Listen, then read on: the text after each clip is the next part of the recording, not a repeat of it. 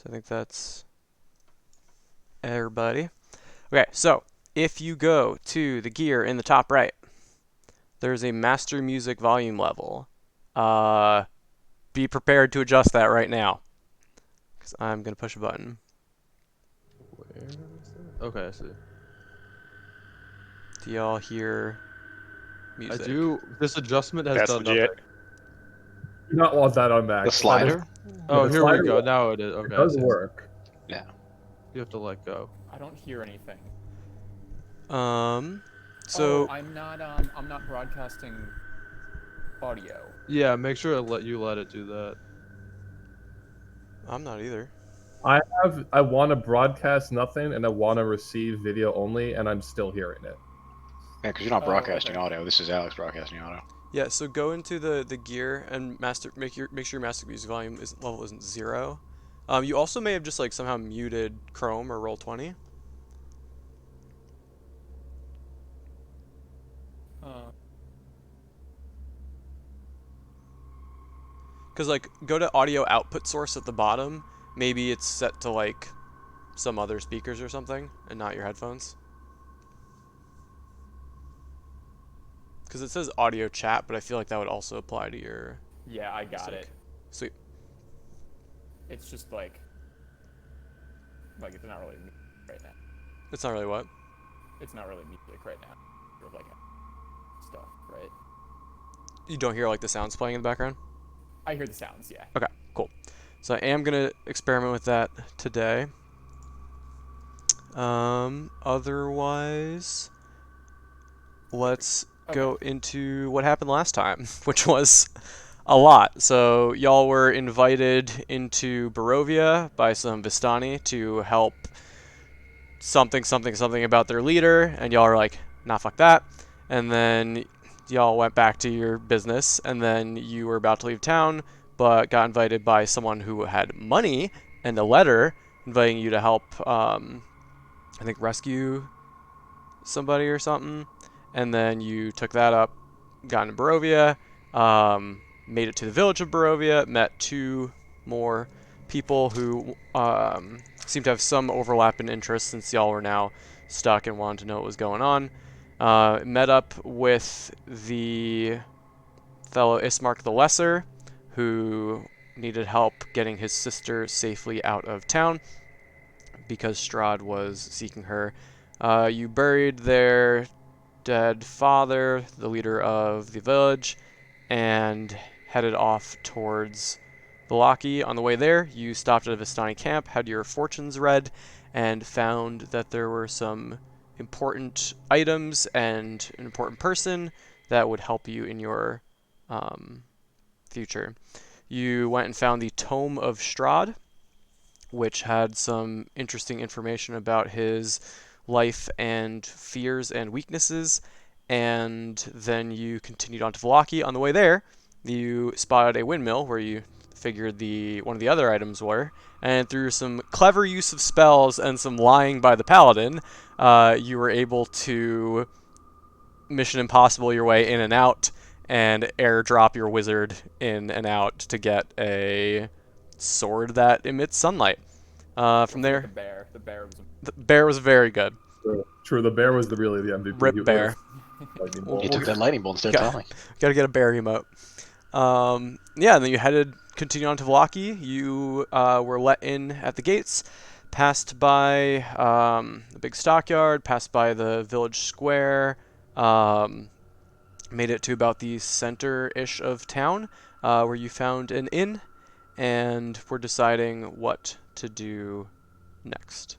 So with that, what do you want to do? I'm casting Identify on this Tome of Strahd, Thought we were gonna do just in case. Okay. When? Like just right now in the middle of the street? Right now. You're No, just gonna we're in like. the inn, aren't we? Do we need to Well, go yeah, to the you inn? haven't gone into the inn yet. That was just Oh, we're not I in didn't the inn want yet. to. I didn't Okay. want to force you in there. Nope. I will wait. So any You haven't- business I take care. agree with that, right? We're with everyone right now. Yes. Yes. And it's Yeah, night or we thereabouts. need to find a secure spot to drop off our fugitives, right? Yeah. Do we think we should? I think we should do this in because I've never been to this town before, and I know literally nothing about anything in this town. so I think they can stay in this inn. Okay. Agreed. So Well, you're the one who's trying too to fuck dark this to lady, scout. so Well, yeah, I mean, it's you gotta keep that on the down low, though, Skix. We don't, we gotta. Oh, I don't know. That was player. Skix Oh, has no I was idea. like, you fucking say that, man. He's Skix right is a there. bird person. He's right there, man. What if we paid somebody to use their house instead of the inn so nobody knows we're here? I could talk to the blacksmith. I do know him from my background. That he could. Wait, no, I think he only gives me lodging. That wouldn't work for him. Them. I mean, you could lie your way into lodging for all of us. Alex, from my background, I might have like a smuggling contact. Is there any check you want me to do for that? yeah, there is We also- actually somebody who Smugglers would have safe houses. trades in and out of here. Give me a history check with advantage. History check with advantage. Okay. Why is it history? Why is it always always history? Because you're not good at remembering stuff. I could just say intelligence check. That was my first one. Hit Why the button did it- again. Yeah, I don't know why it fucked up this time. Good enough. Oh, What the- Okay. That's as foretold. Let me see. So I believe your contact. There's actually a wagon repair person here, and so they often would come in and out. You probably would have even met them. Unfortunately, wagon comes up 21 times in this. Let me go to the right spot so I can get that name for you.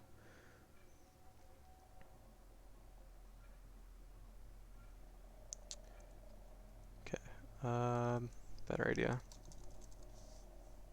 Okay, so there is a store called Velaki Wagon Repair, which is owned by a pretty unpleasant man named Tural, Tural.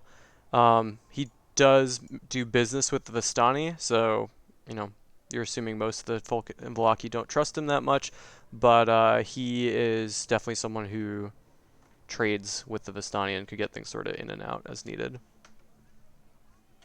Okay, so I tell Bane about this guy, and he's probably not like he's not the most above ground guy because he trades with Vistani, and we know the Vistani are not really liked here. But at least he is a person we can talk to in the city in terms of keeping finding where we can shelter these people. Do you think we should stop by there first, or just say fucking go to the inn for now? I think we should go talk to him, but I think we should also probably be a little careful because I know that the Fastani basically are still affiliated with Strahd in some capacity. So we don't want to drop names about this person in case the information could find its way back. Okay, are we trying to get lodging for these? What are we trying to get from? Well, why don't we ask them? Good. Right? Like, actually, does someone want to talk to them I have about an what they alternate want? suggestion to the group before we get to asking them. What if we Alright. just walk up the road a ways, knock on a not quite nice looking house, and offer them 10 gold to use their house for the day? I was gonna say we just do that with the blacksmith, because Yeah, let's do that because I'll Bane read my already has an background again, player knowledge, but I want to see what it says because I'm not sure if it's just me or something. I'll You want? Okay. need to see if it's just like whatever it says. Let me. gotcha. So what is the plan? We're gonna go inquire with the blacksmith in some capacity, but Tommy needs to see what that exactly entails. Your fellow guild members will provide you lodging and food if necessary. Pay for your funeral if needed. I have to pay 5 gold a month. Yeah, so it says if necessary, they will provide me with lodging and food. Do we think his place will be able to house 8 people, 6 people? So we I'm don't know. gonna We find could always out. just knock on his door and ask. Let's go to the blacksmith. And Tommy, what's your dad's name? I didn't think of one yet, but we can just throw one out there. All right. Derek. Derek is my father. Derek Travail. Derek Travail. All right. Yeah. So give me an investigation check Oh And- god. to find Bane Travail the blacksmith. Greater. Investigation check to find the blacksmith. It's not hard. I'm assisting him, and I've been here before. Okay, so yeah, then you get advantage, Bane. Seriously? You're only giving him advantage? I fucking have That's been how here. that's how assisting works. All right. Okay. Well, So with that, you're about to walk west, and then you're quickly led back east by Falcon, who points out that we did pass the town square. That's probably where some of the best shops are.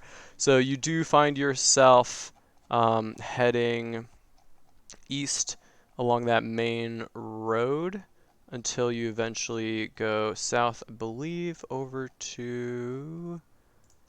Let me double check so I don't lie. Yeah, so you find yourself over here, which is sort of the town square. The shops and homes that enclose the town square are decorated with limp, tattered garlands and painted wooden boxes filled with tiny dead flowers. At the north end of the square stands a row of stocks, locked in which are several men, women, and children wearing crude plaster donkey heads. In the center of the square, peasants in patchwork clothes eye you suspiciously as they use cups and vases to draw water from a crumbling stone fountain. Standing tall at the center of the fountain is a gray statue of an impressive man facing west. All around the square are posted proclamations. Come one, come all, to the greatest celebration of the year, the Wolf's Head Jamboree. Attendants and children required. Pikes will be provided. All will be well. The Baron. I can give y'all that. But yeah, as you look around, you see that there are several different shops in sight. To give you a nice list, you see the Cracked Anvil, Lucresh Tannery, Endless Delight Clothiers, Velaki Wagon Repair, and plainly named the Apothecary. So I assume you head over to the Cracked Anvil. I head over to the cracked anvil. Sorry. All right. Sorry, we went over to the cracked anvil. All right. So you walk in the door, and you are greeted by a kind of older man. He's or not too much older. He's probably like late 30s. He's working, looking over some of his wares, and you see there's also a woman in the corner who seems to be preparing some arrows. Says, "Oi, what can I do you for? Welcome." Say hello. Would you happen to be Dragomir Ulbrek? I am. And who are you? Kind of take like a super polite, friendly bow, and I'm like, oh my gosh, I can't believe I get to meet Dragomir Ulbrek. I am the blacksmith from the town over Bane Travail. Oh, People always, you're Derek's boy, eh? yeah, people always come into our village and they always sing praises of your nails, your hinges, your arrowheads, your horseshoes. He kind of chuckles a bit. Says, "Oh yeah, it's nice of you say. How's your old man doing? How's Derek? Haven't seen him in a couple of years." Yeah, I haven't seen him in about a year. He has been MIA. That's There odd. was an incident that happened over near Barovia, and he's been missing ever since. Oh well, I certainly keep an eye out for him if I can. Uh, but what brings you here? You need supplies. Did Need everyone something made. walk in with me, or did I just walk in? I assume everyone's walking in. Well, I'm walking in. In this place right now. It's 7. tight. It's tight, but I'm by the door. the woman is sort of looking around, making sure nothing's getting, Stolen. pocketed. Yeah. But she seems to have kind of half between her work, half watching, since you seem to be a trusted person. And I go, I go summon ahead. my spider and put it on Falcon again. Sure. Is Dragomir, right? Dragomir? Uh, yeah. I'm like, Dragomir, I'm going to cut to the chase here. I have two people with me, and they need a place to stay for the night. And I know from one blacksmith to another that you would probably understand where I'm coming from, where I say these people need lodging for a night. We do have the room. Kind of unfortunately, but yeah, we can certainly house them for a night. Not a problem. Any reason you gotta stay out of the inn? There's a nice inn over by bit west of here.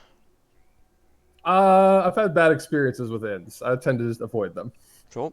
No questions asked here. We happy to help. If it's only for a day, that's doesn't put us out of much trouble. And you can see that the woman is like kind of crying a bit over in the corner. Crying? Mm-hmm. Wait, over what I said or like as I walked in? She's crying. I understand what happened Wait, here. I think something happened to their kids. I go over to the woman Mhm. and I go, "Lady, why are you crying?" And he says, "All right, mate, don't look. Little bit of decency here." And he kind of motions you over.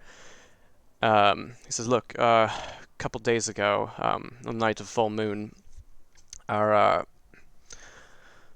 our son was taken, I believe by some werewolves off to the west, and don't have anyone in town who could challenge them or find them. Um, I see you lot are all well armed. If you could get them, we would be eternally indebted to you. But yes, it's unfortunate. That's why we have the extra room right now." I look around the room. Do I see anything I would want in this place? How much gold Um, does he have? make well, yeah, I don't know. You're probably guessing he doesn't have a lot of currency, based on kind of just the stuff he sells. There isn't a lot of like masterwork swords or masterwork armor, but you do notice. I mean, you know the layout of the blacksmith shop, and you look around for things you're interested in, and you do notice that there's like a pile of scrap metal in the corner that almost looks like several suits of discarded plate mail that could maybe be fashioned into one working set of plate mail, which I think is something that you've had your eye on for a bit. So, Dragomir, I have a deal for you. As you can see, we're all pretty armed and we're armed to the teeth and we look pretty strong and scary. I only have about 300 gold, and I would never ask for plate mail for 300 gold because that's insulting. But if we rescue or find, sorry, your son is dead. He got taken. You have no idea. Honestly, I think we have probably till the night of the full moon. I'm worried they're going to turn him rather than eat him. Um, so you have almost a month before they'll do anything. But look, you're gonna need to prepare. That's no easy trip, no easy journey. I wouldn't maybe with just such a small lot be quite dangerous. But look, if you can do it, yeah, I'll take your measurements right here, right now. I'll start trying to put together some plate. Might need your help with the last bits there, but Absolutely. And you think how long is it till the next full moon? About? about 25 days, give or All take. right. So we have about 25 days to go find your son. Okay. But yeah, you're the first ones to have offered, so yeah, please let me take your measurements right now. We'll make sure to start working on this plate. Okay. Come take my measurements. All right. So you're pretty tall. So he kind of looks over at some and he kind of like nods and okay. And you're both noticing that he's gonna have to pretty much like fuse some of them together, and so it's gonna be sort of like patchworky, but he will eventually be able to make actual full plates. But it'll take some time. But yeah, the woman is also comes over. She's like, "Oh, thank you so much. You don't know how much this means to us. Can we get you anything else? Do you need arrows or horseshoes or anything?" Over to Irina, and I'm like, "Do you need anything?" "No, I'm fine. I've got my rapier right here."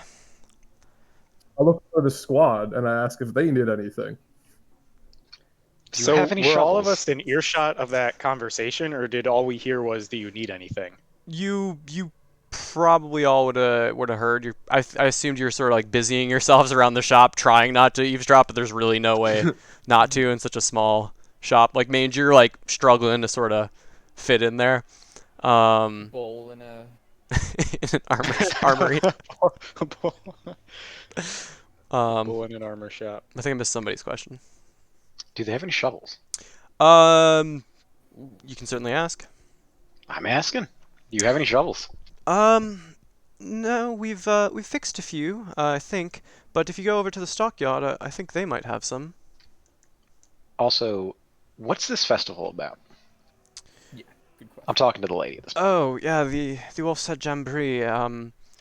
You probably saw the wolf's heads on the pikes outside if you just came in. But yeah, the Baron, he likes to host some festivals to keep the spirits up. It's apparently the way to keep the devil out. If all is well and all is happy, then the devil can't come to Vallaki, and it's quite true. No one's seen or heard of him for, well, my whole life. Who's the Baron? Baron, let me get the name right. Um, really?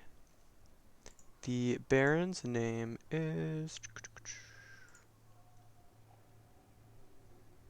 dying. Baron Vargas Valakovich. He runs everything here, so don't get on his bad side. You like him? Good Baron? Good Yes, taxes? he's very good Baron. Yes, of course, of course. Uh, you don't need an insight check. They're not a super big fan, but you're clearly not going to talk poorly. And at this point, the blacksmith chimes in. He's like, "Yeah, he's you don't want to be talking ill of him. It's going to get you sent straight to the stocks. Look, just don't mention the devil's full name. Don't say anything negative about the Baron or his festivals, and don't say anything positive about the devil. And I'm sure he'll be fine. Just kind of lay low. It's kind of a pretty strict town." Why do people put on donkeys' heads for the Wolf Festival? They're in the stockades. Yeah, that's anyone who's caught spreading malcontent, if you will, is going to be sent to the stocks. So make sure you don't feed them or try to free them or anything. You're going to get put in there as well. So it's pretty much the Baron thinks as long as we all stay positive, we'll be safe. And so anyone being negative is going to get in trouble. Kind of scratch my head in confusion, but then lose my attention. Is Vallaki, but I'm like intonating that I'm meaning the Baron, on good terms with Barovia and perhaps Strahd? Don't say Strahd. He's again, don't say that name. It's Baron wouldn't like to hear that. But I want to say no. I'm sure there's some folks out here who are sympathetic to the devil, but most of us are hoping to just lay low and hope he stays out. I don't know if it's apathy or he's genuinely can't get in, but no, like my wife said, no one's really seen or heard of him for quite some time here. Do you have any caltrops? Let me think. Let me roll.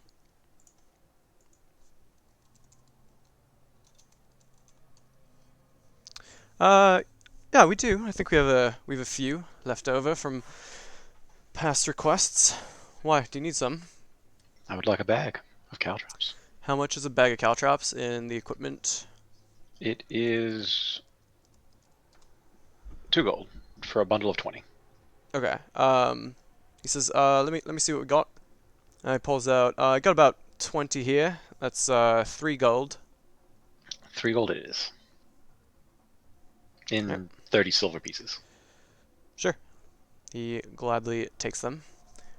And he kind of looks at them like very surprised, a little confused, just kind of shrugs and puts them below the counter. And he says, how'd you come to meet all these outsiders here? Talking to Bane. Oh, I was like, if you tell me. Nah. We kind of had aligned interests. I met them about how long has it been before when they entered the mist? Yesterday. I met them yesterday. They seemed like really nice people. Aligned Really interests, and here we are. Like 1 minute. Yeah. All right. I'm not gonna tell you how to live your life, Bane. Thank you. I ask if I say this probably isn't the right place, but do you perhaps have any powdered silver? Yeah. I can certainly silver some weapons. I'd be more than happy to if you're going after the werewolves, let me go see how much I've got in stock. So if we look up, That's not why he's looking for powdered silver. Yeah. I want it. I just want the powder. okay. Um, he, but he does have some silver. So how much do you need? 25 gold worth. Yeah, so you can get Which is 25 a gold lot. worth for 30 gold though. He says, "You want me to put it on a weapon?" Or So no, that won't be necessary. I'm just all right. helps me. Yeah, I can give you about this much for about 30 gold, and he puts down 25 gold worth. Yeah, I say 30. And I pay Sure. with the money that I. But again, I do have enough to silver a weapon if you should so Yeah. desire. Um, It's gonna be about that. Are expensive werewolves though. common here? Uh, common enough that they came into my life and caused me problems, but not sure outside of that. Hmm. And give me the locals. Give me a history check. Got Krishna, it. you have advantage. Pog. I know it. I know it. I know it. Okay, All so right, that's fine. Bane, you are you're thinking back and you're like, all right, werewolves, werewolves. You're like, all right, well I've seen wolves. Have I seen werewolves? Yeah, I Where think are there the is an wolves? army of werewolves underneath Castle Ravenloft. That's what you've been told, and you're pretty confident about that. Falcon, on the other hand, you know that Strahd may or may not be allied with the werewolves. It's kind of unknown, but you do know that there is a den somewhere to the westish, northish part of the valley, kind of outside Krezek, and so you know that because the Vistani usually keep extra close eye on their caravans when they're passing through that area. Okay, so I'm gonna go up to Bane and like gesture at the silver and sort of try to indicate to him that we should probably get these if we're going after the werewolves. I gesture to my Sunblade hilts and I say, And "No, no. particularly ask if he can silver bolts. I want him to ask for me if he can silver bolts. Yes, good sir. Can you silver bolts?" Yeah, that could be done. Um, he can. Also silver weapons. I think it'd be 20. Yeah, he could do 20 bolts, but it's gonna be pretty pricey. He looks over, says, it's gonna be quite a bit of work. Since it's for you, I think we can cut a bit of a deal, especially since you're doing something for us. Normally it'd be about 200 gold for 20 bolts, but we can do that for why don't we say 100 if you are going after my son. At Falcon, because this is his. Like, No, I just nod. Yep, Okay. that's fine. All right. Yeah, we have the bolts. Don't you worry. And so he says we'll have that probably by say late tomorrow afternoon. Shouldn't be too hard. I have a logistical player question. Sure. I don't know how silvering works. Can you silver wood? Yes. I Or guess. Yeah. is it like bonding the silver to another metal? I'm not sure. I think you could bond it to the wood too. If we silver a wooden stake, can we use that to kill vampires and werewolves? I mean, you don't. So give me a history or arcana check. Okay.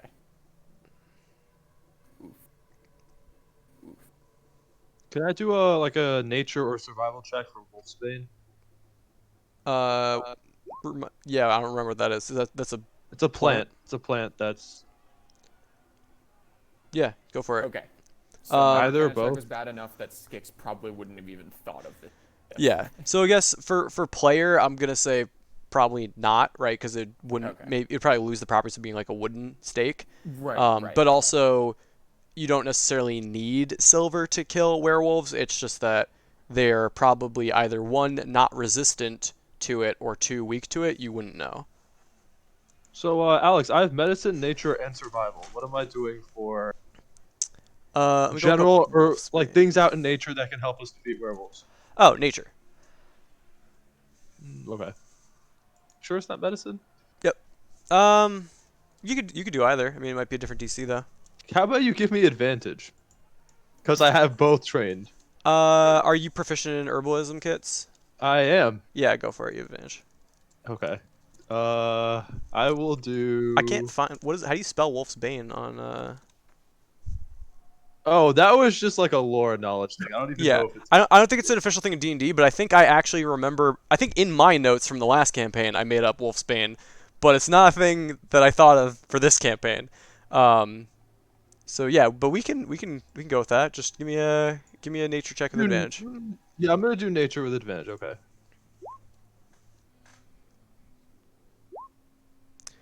Okay, with a 15, you do remember your mom telling you about Wolfsbane. You just remember some lines in a like an old poem, almost like nursery rhyme type thing. Um, and you know that Wolf's Bane grows in some of the colder areas. Like it actually survives in snowy areas. So sort of like up mountains, and so you're thinking it could be on either of the two mountains. Um, and you know kind of the pattern is like this kind of repeated like spikes going up, almost sort of like a poison ivy type thing. And it's kind of a dark green with some almost like veiny lighter green going through it. And so you could definitely identify it, and you do know if you mix that with some water and then sort of just coat a weapon with it, it could be quite effective against a werewolf. You could also coat bolts. Yeah, I call it silver bolts. Yeah, why not? That's cool. Guys, are we gonna at some point ask Irina and Ismark like what the fuck they want to do here? Because like, in some sense, aren't we supposed to just like stow them here and leave them? Like this is more a player Yeah, you can question. tell that they're Yeah. looking around like not really sure where to go exactly, so they're happy to take this. And so yeah, I mean, Ismark will say, yeah, we're happy to be here for the evening and maybe come up with another plan tomorrow. So why don't we Mhm. maybe stay here for a few days, make sure it's safe, and then it's good to hear that Strahd's not been here for a very long time. So I think my plan was right. And again, the abbot said we could always go to Krezek Abbey should we need. And this was kind of So, off away from the shopkeepers. Mange calls Bane over and was like, "Hey, Man. or West, Abbey, the Abbey's west. Why don't we take them to the Abbey? Or if we're gonna go catch werewolves, how about these two stay on as apprentices until we come back Well, we have 25 days with their son?" to the next full moon, so we don't need to do that right now. I was thinking we'll do that after we do a little bit more exploring in the town. But Yeah, that go sounds. ahead. Oh, I'm not. The Mange Um, says all the more reason to have them stay on as apprentices if we're not gonna take them to the Abbey right now. don't we need to sleep soon? It's dark out. I'm pretty sure we We need do to need to sleep. sleep. Yeah, it's Well, getting I quite mean, dark. right now is in tomorrow or the day Yeah, after, yeah, or yeah, the day yeah. after that. They're staying here for the night, and then tomorrow we're gonna come up with a solid plan of where to keep them long term. Is the idea? So, should Mange kind we? of nods his head and then walks over to the blacksmith for one more question. And he's like, "One more question. Actually, two more questions." He says, "One, why do we need silver to kill some wolves?" Oh, you're not gonna need them for wolves. It's the werewolves. It's quite effective from what I've heard. I've heard normal weapons don't really take. Mange kind of thinks back to all the combat experiences and realizes there hasn't been many wolves on the list, so he just kind of shrugs his shoulders. And then two, he goes, "You fix any glass?" And then he takes out this orb, and it's kind of this cracked looking orb. And he says, "I got this thing from a gnome. Apparently, it just made a bunch of noise, and then it cracked. Can you fix it?" What's a gnome? And he's like, never, just someone else. I got it from someone else. All right. He looks it over. I'm sorry, I can't really make heads or tails of this, but best of luck. And then he kind of sets it back down on the counter and is like, all right, I guess it's only a matter of time before we can fix it. And as he smacks it, it starts glowing, and then it gets a little bit lighter outside. Gets lighter outside? Yeah. What? Is your clock thing? Yeah. Okay. Yeah, it doesn't change the time, it tells the time. Oh. Okay, then it lights up like a digital display, and it's like, it's 10 p.m. Yeah, so it doesn't tell you what time it is, it tells you like what section of the day it is. So I'd imagine it's probably It's like night. like quarters. It tells you like it's either, morning, afternoon, evening, or yeah. So like pretty much split the day into Yeah. 6-hour chunks, and you can tell which 6-hour chunk you're in. Cool. So then it's just like, hey, buddy, it's night. I'm gonna flavor that as it's auditory, since it was an orb that used to make sound. So it just Okay. goes, hey, buddy, it's night. All right. So you hear a gnome's voice saying, "Hey, buddy, it's night." Alarmed. Mage kind of looks around and is like, did anyone else hear that? Everyone's I didn't hear got anything. nodding. I didn't hear anything. I'm thinking about attacking I this orb. tap it It again. could be a bomb. Hey, buddy, it's night. I say, I guess it's a clock. He tap it one more time. Hey, buddy, it's night. I say, I guess that's it. It's a clock. And then I put it back into my bag. Go over to Dragomir before it looks like we're kind of finishing up what we're doing. And I say, one more thing. And I point to Irene and I say, this lady is very important to me. Please make sure nothing happens to her. And I make sure she sees, you know what I mean? Like, she sees Sure. me point, Sure. you know. All right. She notices, and he nods. He says, "We'll do what we can." All right, come on, you lot. And he points to a ladder up to like the second story area and says, "Like, upstairs is all yours. If you need anything, let us know. Call you down for food in a little bit." And Irina and Ismark say, "All right, thank you. Shall we meet here tomorrow morning? You'll come get us, and we'll come up with our next moves." All right. Sounds like a plan. Sounds like a plan to me. You stay safe, and see you tomorrow. All right. So we leave the shop, and it's night out, right? Yeah. As you're leaving, you do notice that the signs that are outside are now different. It looks like someone must have replaced them, and they now read, and I'll show it to y'all. They read, "Come one, come all, to the greatest celebration of the year, the Festival of the Blazing Sun. Attendance and children required, rain or shine, all will be well, the Baron." Between the time we entered the shop and left, it changed? So someone must have put them up, and they're not all in the exact same spot, you can tell. So someone definitely like took them down and hammered them back up. So I sort of motion to Bane and tell him, it seems kind of suspicious that attendants and children are required. Maybe we should find out more about this Baron. I think back to how the other three described their invitation as an invitation and then a slightly altered invitation that were both traps. And then I look and think about the two signs and how they're slightly different and seem like traps. I definitely want to raise with the group the idea that children being required seems like a strange requirement, given that it sounds like it's a party. Why would you bring your Yeah, children? you do also note that the previous one said the same thing. Yeah, I remember that one. Yeah. Yeah. Let's think about this in the morning. I agree, but I kind of rub my hands together and I say, now that we have our responsibilities done, what should we do now before we go to sleep? I'm I'm walking off towards the inn that we were at before. Mange just takes his dice out of his pocket and it's like, anyone?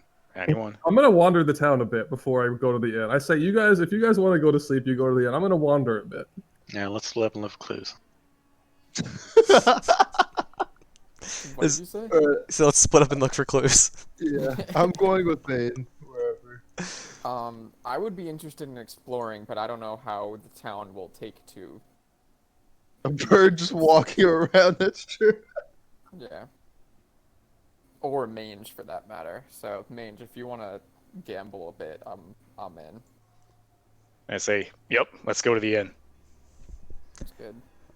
All right, so we got Skix and Mange are going to the inn. We've got Falcon and Bane are exploring, and then Anton, what'd you say you're doing? I'm going to the inn, but I'm thinking.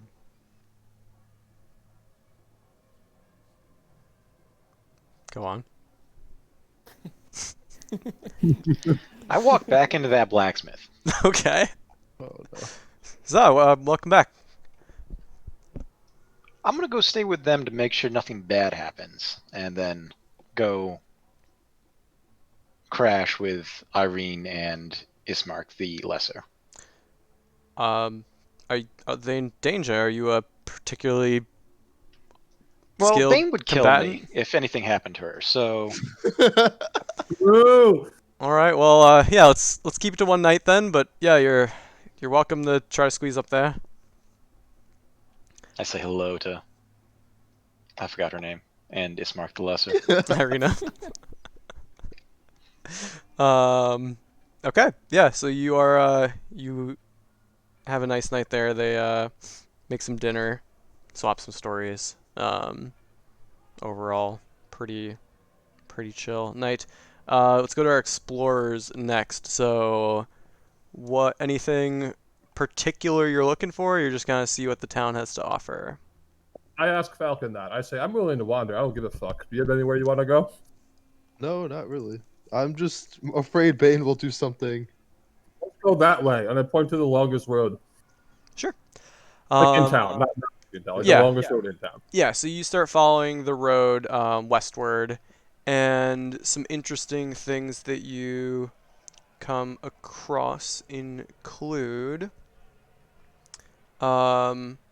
There's a toy shop down one of the south streets that looks kind of interesting. As you pass by that, thinking like, oh, I could always go there later. All the way to the western side, so over here, you see the slouching centuries-old stone church has a bulging steeple in the back and walls lined with cracked stained glass windows depicting pious faces. A fence of wrought iron encloses a garden of gravestones next to the church. A thin mist creeps among the graves. And as you're looking there, you hear two children standing across the street singing a hymn. It's pretty off key. You hear like things about the morning Lord. You look over at their sign. It's very poorly spelled, but it's inviting you to give donations to St. Andrew's Orphanage. Falcon, you do notice one of the children has a dark bruise on their arm. And then you can see in the distance there's a gate to the west. There's two creepy children singing about an orphanage on the side of the street. Yep, they're like under one of the torches, but it looks like they're like about to start packing up because yeah, it is getting late. All right, I look at Falcon because I'm visibly creeped out by two. I indicate the children. There. What do you want to do? I don't really. We should go say hi. Hello, little ones. Hi there, mister. Would you like to give some donations for St. Aldrill's Orphanage? Who is Saint Aldril? St. Aldrill's the one who made the church? Is that right? Yeah, he made the church. Insight check. Sure, make an insight check on these orphans. What'd you get? Okay, Um, I'm gonna make an insight check. Okay, fine. You're both eyeing up these orphans. So Bane, you're like, yeah, that checks out. Like they're not trying to. Falcon, you know that they don't actually know if Saint Andrel made the church. Like that was their best guess, but it doesn't sound like they're trying to deceive you. They just genuinely don't know who Saint Andrel was. Do they have like a little Alright. pot in front of them or what? Like collecting donations? Yeah, they got like a little bucket. I peer into the bucket to see if there's anything in there. Yeah, you find there's like 2 silver pieces and some coppers. I think we should ask them about the Baron. I pull out 10 silver coins and I say, "Looky here. What do you know about the bear, little kids?" Uh, the Baron makes lots of festivals, and we get to go and play, and that's very nice. But You've How'd been you- to one of these festivals? yeah, yeah. They Tell me both what say- happened. What happened there?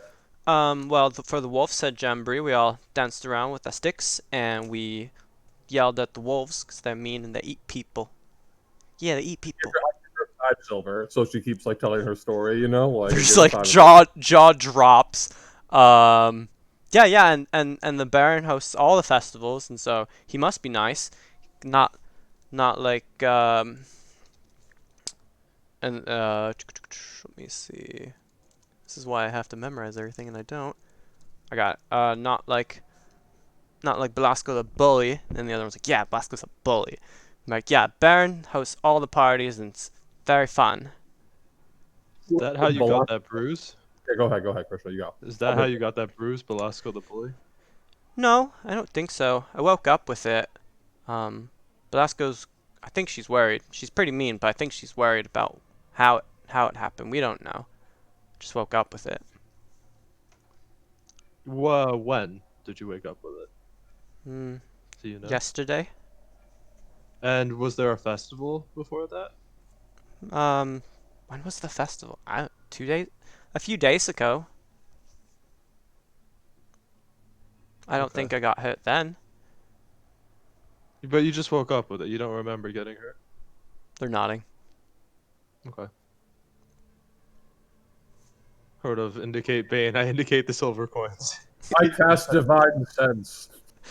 Okay, upon casting Divine Sense, you close your eyes for a minute and spread out your sense for undead, and you pick up nothing. Nothing. No undead, fiend, celestial, anything within 60 feet. Oh, in that case, no. I think they're still. I think they're just small children. Wait, what did he say about Benny Belasco? Sorry. Who is Belasco? Is she in charge at your orphanage? They both nod. Okay, so she's like the matron. Where is the orphanage? We don't like her little ones. She's a bully. They said. She's really strict, and she's got lots of rules, and yeah, lots of rules. I say, I think I know how to handle. Did you say lady or guy? Sorry, lady or Lady. guy. I think I know how to handle ladies like this, and I give him the extra 5 silver, so it's 10. Just And I say, you guys should probably go to sleep. It's not safe to be out this late. Yeah, thank you, sir. We'll go right in. and so they walk a few houses down, and head into a like medium-sized building. I tell Falcon that was sufficiently creepy, and I think we should probably go to sleep. Yeah, no, I second it. I think the information about the I'm intrigued by the bruises thing, and I indicate that to Bane. Like their children at the festival, and then this whole thing seems kind of fishy to me. Can I make like an insight check or like perception or some sort of like something feels off? Is there any check I can make about that? Nature, medicine, I Which don't know. which part in particular? Because there's a lot of I don't know what you're picking up on. Sure, sure. Okay. The fact that the festivals require children, the fact that children are out late at night, yeah, like there's sort Gotcha. of like a. Yeah. I'm getting the heebie-jeebies.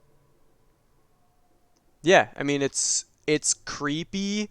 Make an intelligence check. Oh fuck! Why is that always intelligence?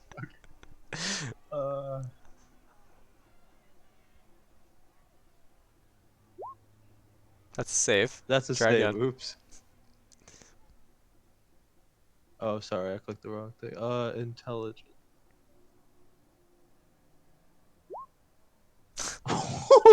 Yeah, you're like, this is creepy, and you just like feel this just visceral sensation in your heart and your gut, and you're just like, I don't like this. And you're trying to like put together pieces, and you're just like, no, no, no, no, no, no, no, no, no.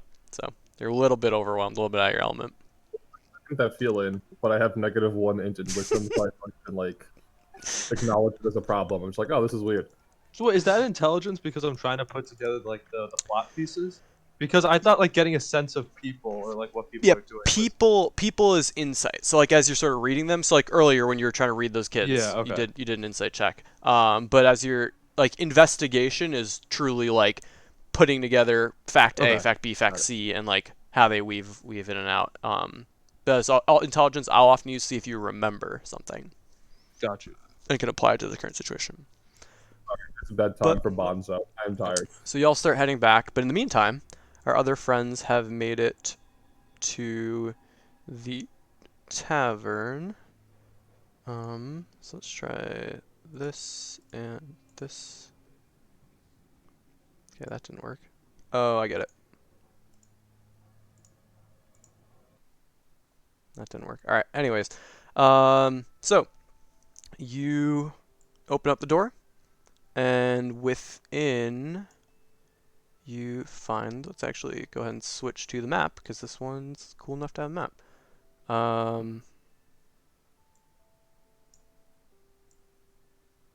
Blue water in. I might have to change the vision settings. I assume y'all see nothing That is correct. Black. as is Nothing yet. usual. All right, so let me grab you your tokens from. I know one of the worlds we have the correct tokens, and one of them we have the incorrect tokens, and I'm hoping. Nope, this one says Tommy. Give us the cards. The cards has the right tokens. No, I don't know, but I just remember No. drawing the cards from. Yeah. No more cards. Got one of the. Oh, it might be Barovia. Yes, I think Barovia has the right tokens, so I'll have to fix this later. But for now, nope, there's just Mage and Skix here. Oh, there they are. All right, so if I grab, oh, you know what it was? The first map we did was the church. Yes. That was the one where we actually got sight working. So let's grab, Falcon, Anton, Skix, Mage, and Bane, and I'll just grab Technically, I'm not Arena's here, mark. but I'd love to see it as well as this happens. Yeah. Well, I thought. Oh yeah. I don't want you to just see nothing. Also, I just should probably have these tokens on more pages. And y'all will want to upgrade your hit points. Hmm. Y'all leveled up? Starting to black. Yeah, I still don't see Yeah. anything. Once I get them in. Okay. So. Do y'all see anything now? No. No. Not yet. Okay. So if I go to here and I go to here, dynamic lighting is on. Explorer mode is on. Daylight mode is off. What do you see? Flashed for Nothing. a second. Yeah. The Oh, top left corner. Oh wait, Oh, no. I see myself, but I don't see any light. I just see Falcon's token in the bottom right. I see Okay. a black stripe going Alright. from the top left to the bottom right, and I can see the top right and bottom left. Okay. Then just keep your And my characters where token. they are. Let me try something real quick. And this is something that's gonna get better as I like actually learn how this mechanic works. But for now, does it show what vision level y'all have? Like when Where you would go I to see like your that? token, if you right click on your token, do you have any like info on that? No. Okay. So if I go to like Mange, Mange has vision, does not have night vision, does not emit light. But like I know there is light on this level. So I feel like it should have worked similarly to the church. So let me check their settings. There we had daylight on. Okay. But then on here, If I can't get in a minute or two, I'll just screw the dynamic lighting and set up fog. No, it should work.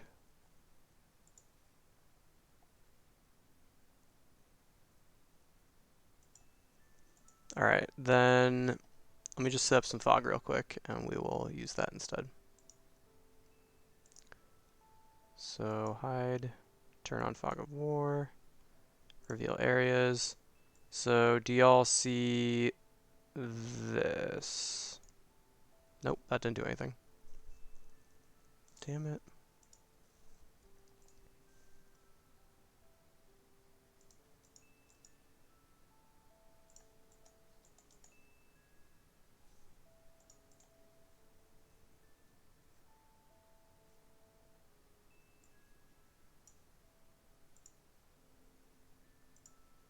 Okay, turn that off.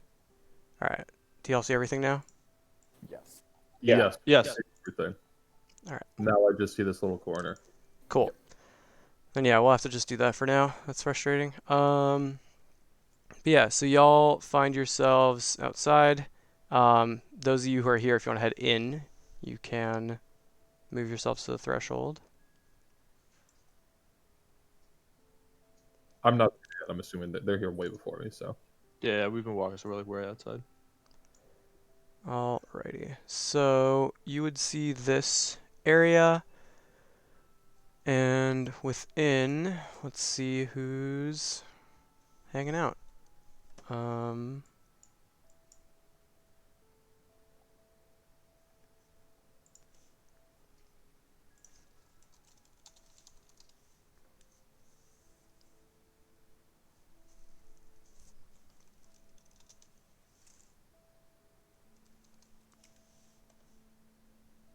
Okay. So inside you see about 10 people enjoying their time here, and there's also one person behind the bar. Let me actually grab some tokens. 3, 4, 5, 6, 7, 8, 9, 10.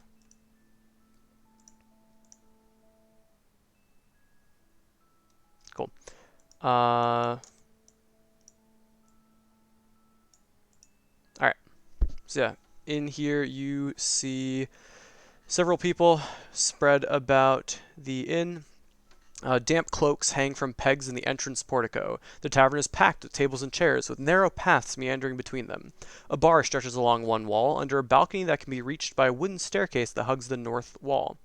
Another balcony overhangs an entrance to the east. All the windows are fitted with thick shutters and crossbars. Lanterns hanging above the bar and resting on the tables bathe the room in a dull orange light and cast shadows upon the walls, most of which are adorned with wolf heads mounted on wooden plaques. As you head forward, the woman behind the bar says, "Hello, welcome. What can I do for you?" Looking a little nervous as this bull man comes walking in. So we say, got any rooms? Need to stay the night.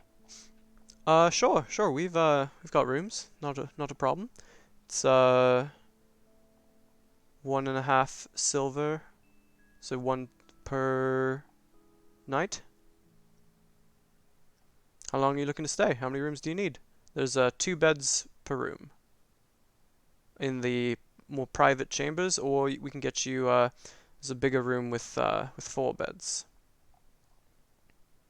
So Mange says, I guess we'll get 3 rooms. Well, so we've got the big room with 4 beds, and then we've got the 2 rooms, kind of more private rooms with a pair of beds. So how many people are you looking to have beds for? So then Mange kind of scratches his head and he's like, 6. And then he's like, okay, we'll take the big room and 1 smaller room. All right. So that will be, she does some math. So 1, 2. So that'd be 9 silver pieces. All right, and I pony up the 9 silver. All right. Thank you. Kind of gives it a weird look and then puts it below the counter. Says, are He you just kind looking of turns for to Skix and is food? like whispering, like, "Why does everybody do that?" What did you say, Aaron? Oh, I kind of whispered to Skix and I was like, "Why does everybody look at our money weird?" Yeah, I say they might use a different. We're using money that's from a different. I like whisper back. I'm like we're using gold and silver from Oakhurst, and they might not use the same currency here. I explained to him that my people used a different currency also, although it was fairly similar to this gold and. It's like, makes sense. I usually got paid in food, lodging, and treasures, so Yeah, never carried too much currency before. yeah. Same with my community. It was largely barter based, but there was gold when necessary. Um, I asked the barkeep for an ale or a mead. Um, Fortunately, we don't have any mead. We do have some wine, if that's of interest to you. Uh, sure. Sure. Would you I'll take like a couple. some of the purple grape mash number 3? That's 3 copper. Or would you like some of the red dragon crush wine for silver? Dragon Crush some. Of course. Just you or for your companion. And if you're looking for food, as part of your payment for the rooms, we can get you some hot beet soup and some fresh bread if you'd like, or if you'd like to pay, we can put together some wolf steak. No, the beet soup and bread sounds good for me. I don't know about my companion. I'll go for the wine.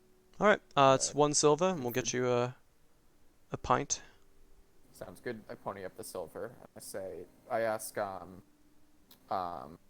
my companion and I were just asking, and it seems like you you aren't familiar with the currency we've been.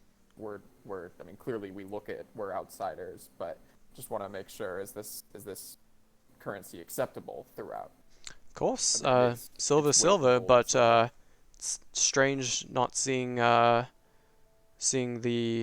the devil's image on the coins, and she kind of pulls out a silver piece and turns it, and you see on both sides is the visage of a person. Um, Okay. so you've seen, you probably even have a mix of coins because you probably have coinage from all along the Sword Coast realms. Yeah. Um, but yeah, if you've been kind of in a town long enough, you usually see the majority of one kind of like stamp on the coins, and so it can be a little jarring when you see something different. And so this is definitely what's happening here. Is like all the coins here probably have that visage on them. Okay. I examine it because I don't think we've gotten You like change. do have some from Bane. Bane technically bought the sword off you, so as you dig Right, through right, right. your purse, you would find like, oh yeah, whoops, these are That's good. different. Wait, which sword did I sell to him? Because you two did the revert, because he paid you for the airdrop, because because L was like, pony up, give me some money, and you're like, whoa, whoa, whoa, I get half that money. Oh yeah. Right, right. But yeah, you can place yourself at the open table there if you want, or bug somebody else. But in a few minutes, a man comes out from one of these side rooms here, um, and he puts down some of the food, and he looks over you and says, "Oh, welcome. Haven't seen you two before. Assume the wine is good. Yeah, suffices. Glad to hear it. My family makes the wine. I can't help but Oh, notice you two are quite armed. Would you be able to maybe assist us with something? We've come to a bit of trouble of late. um, depends what it is. Sure, let us talk in private as is comfortable for you. It's sure. Are you staying here? We're staying the night. All right. Well, when you finish your meal, I'll come up and we'll have a brief chat. Thank you. I very much appreciate it. Again, enjoy the wine, and he'll head back to the kitchen. As you're having your meal, there's a pair of kids who sort of run around occasionally, like just kind of darting in and out of tables and kind of like playing tag and stuff. And so just to give you a visual of what you now put together as a family that runs the inn, we've got a handout. Thought I had a handout. Here we go. I got some pretty nice garb. But yeah, you finish up your meal, and at this point, I guess you're partway through your meal when the other two members of the party show up, and so they grab some food for them as well. Sorry, you said we showed up? Is that what you said? Yeah, so you show up and you see that the party is. I don't know if you're at the bar, if you're at that big table in the middle. It's up to you two, but as soon as you arrive, they grab some food for you as well. Are there all these people in this room? Yep.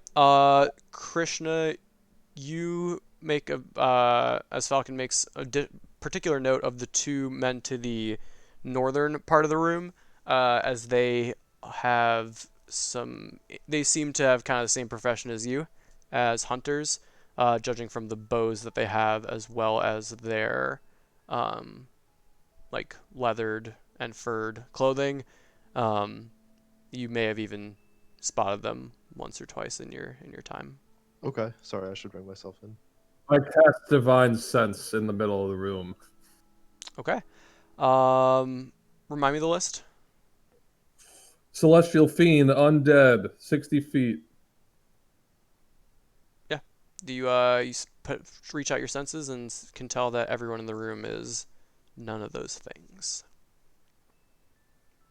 Okay. I go sit there. Well, are mange and them at a table big enough for more than two people, or are they just sitting at a two-person table? It's up to y'all. You're at the bar. This big table with 5 chairs in the middle. Maybe I guess big.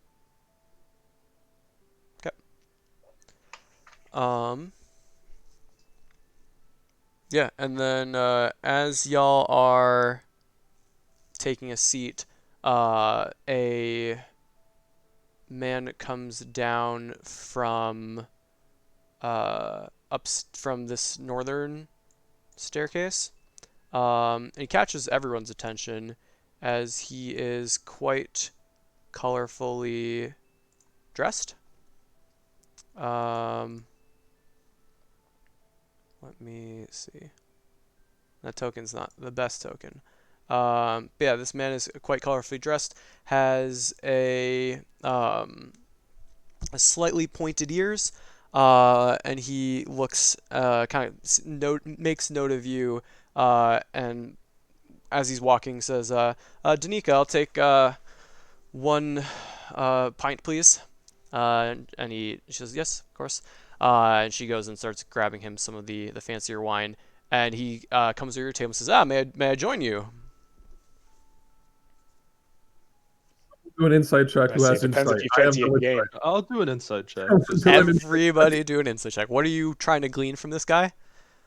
I just want to think if he looks suspicious. Like, that's all. Sure. I mean, Alex described him suspiciously. Okay. Jesus, okay. Doing one. I'm not. Oh my God. No, I need you to do one too. What's your read on him? Ooh! My read. That's my fucking read. Okay. Damn, I gotta check some stuff. Mange just crit, so Yeah, this boy that's better why be- I'm better I'm be looking. spotless unless he's getting. Well, there are no crits on ability rolls. yeah. Okay. Gotta look up 2 things because y'all rolled way too high. Okay. Okay. Okay. And then come on. This isn't Olmir or whatever, right? Like the smuggler contact? I don't know. Here we go. He would know, right? No, would he not?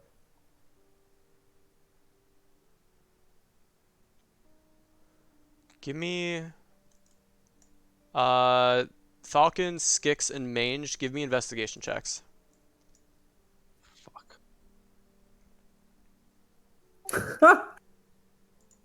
Bro. Mage. Oh my god. Mange and Skix, I'm gonna pull you up to the Heckle Hut. Oh my. How do I move people?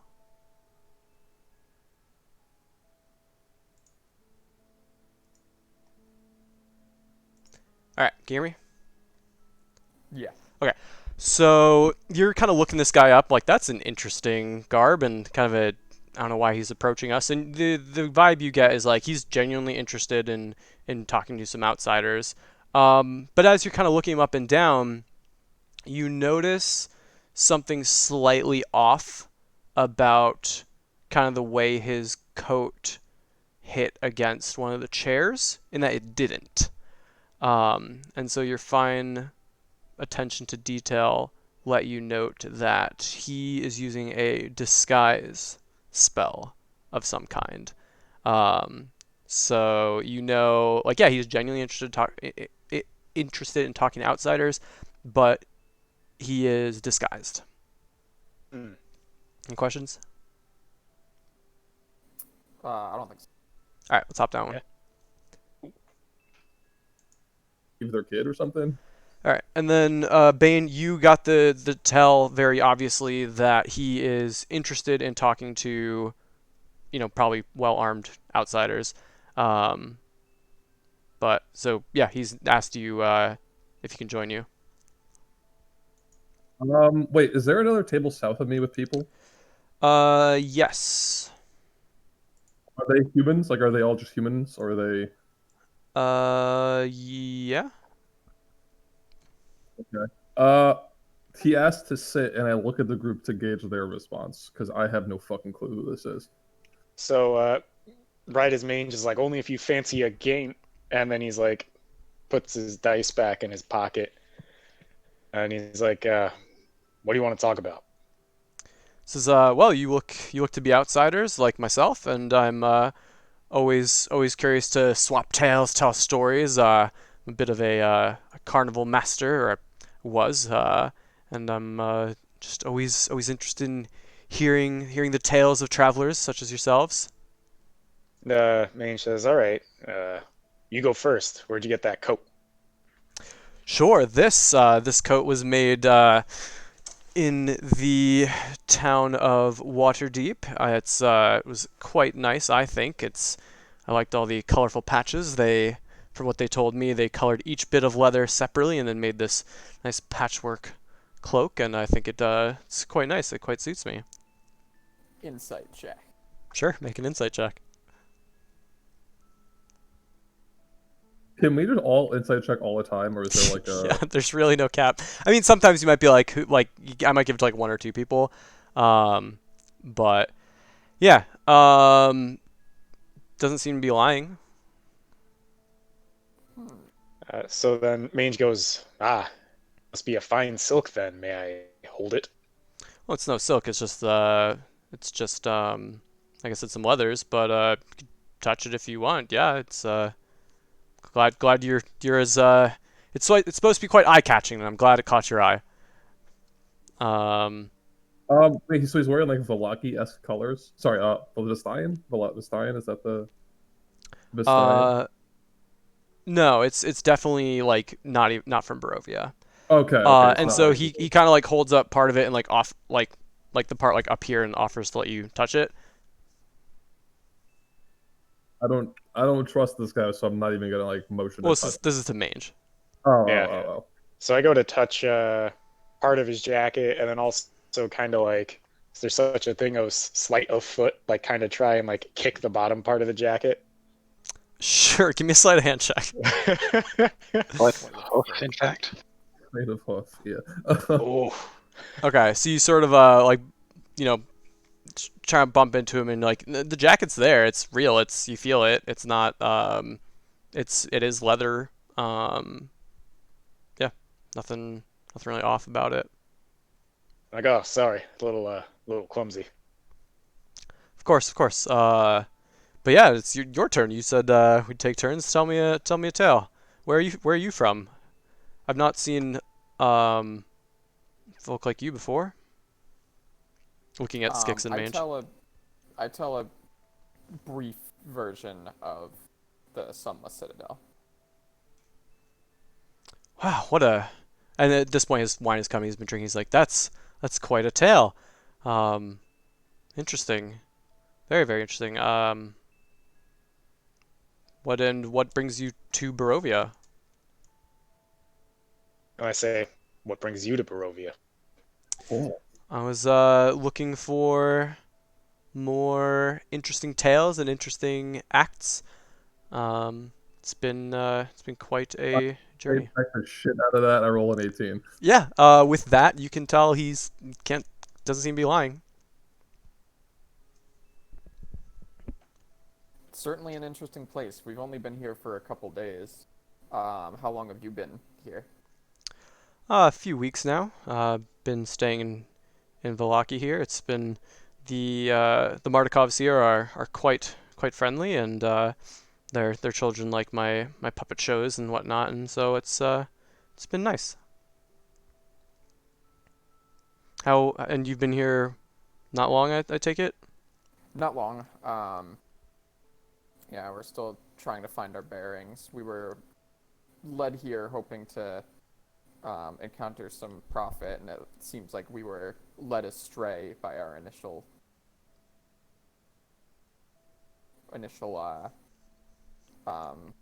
the person who invited us here. So now that we're here, we're just trying to make the most of it. Well, then I wish you all luck. I'm probably going to. It's getting quite late. I'll probably call it for night, but I'm sure I'll see you around if as you are staying here. My room Name, is. sorry? Did you get the name, or did we not get that yet?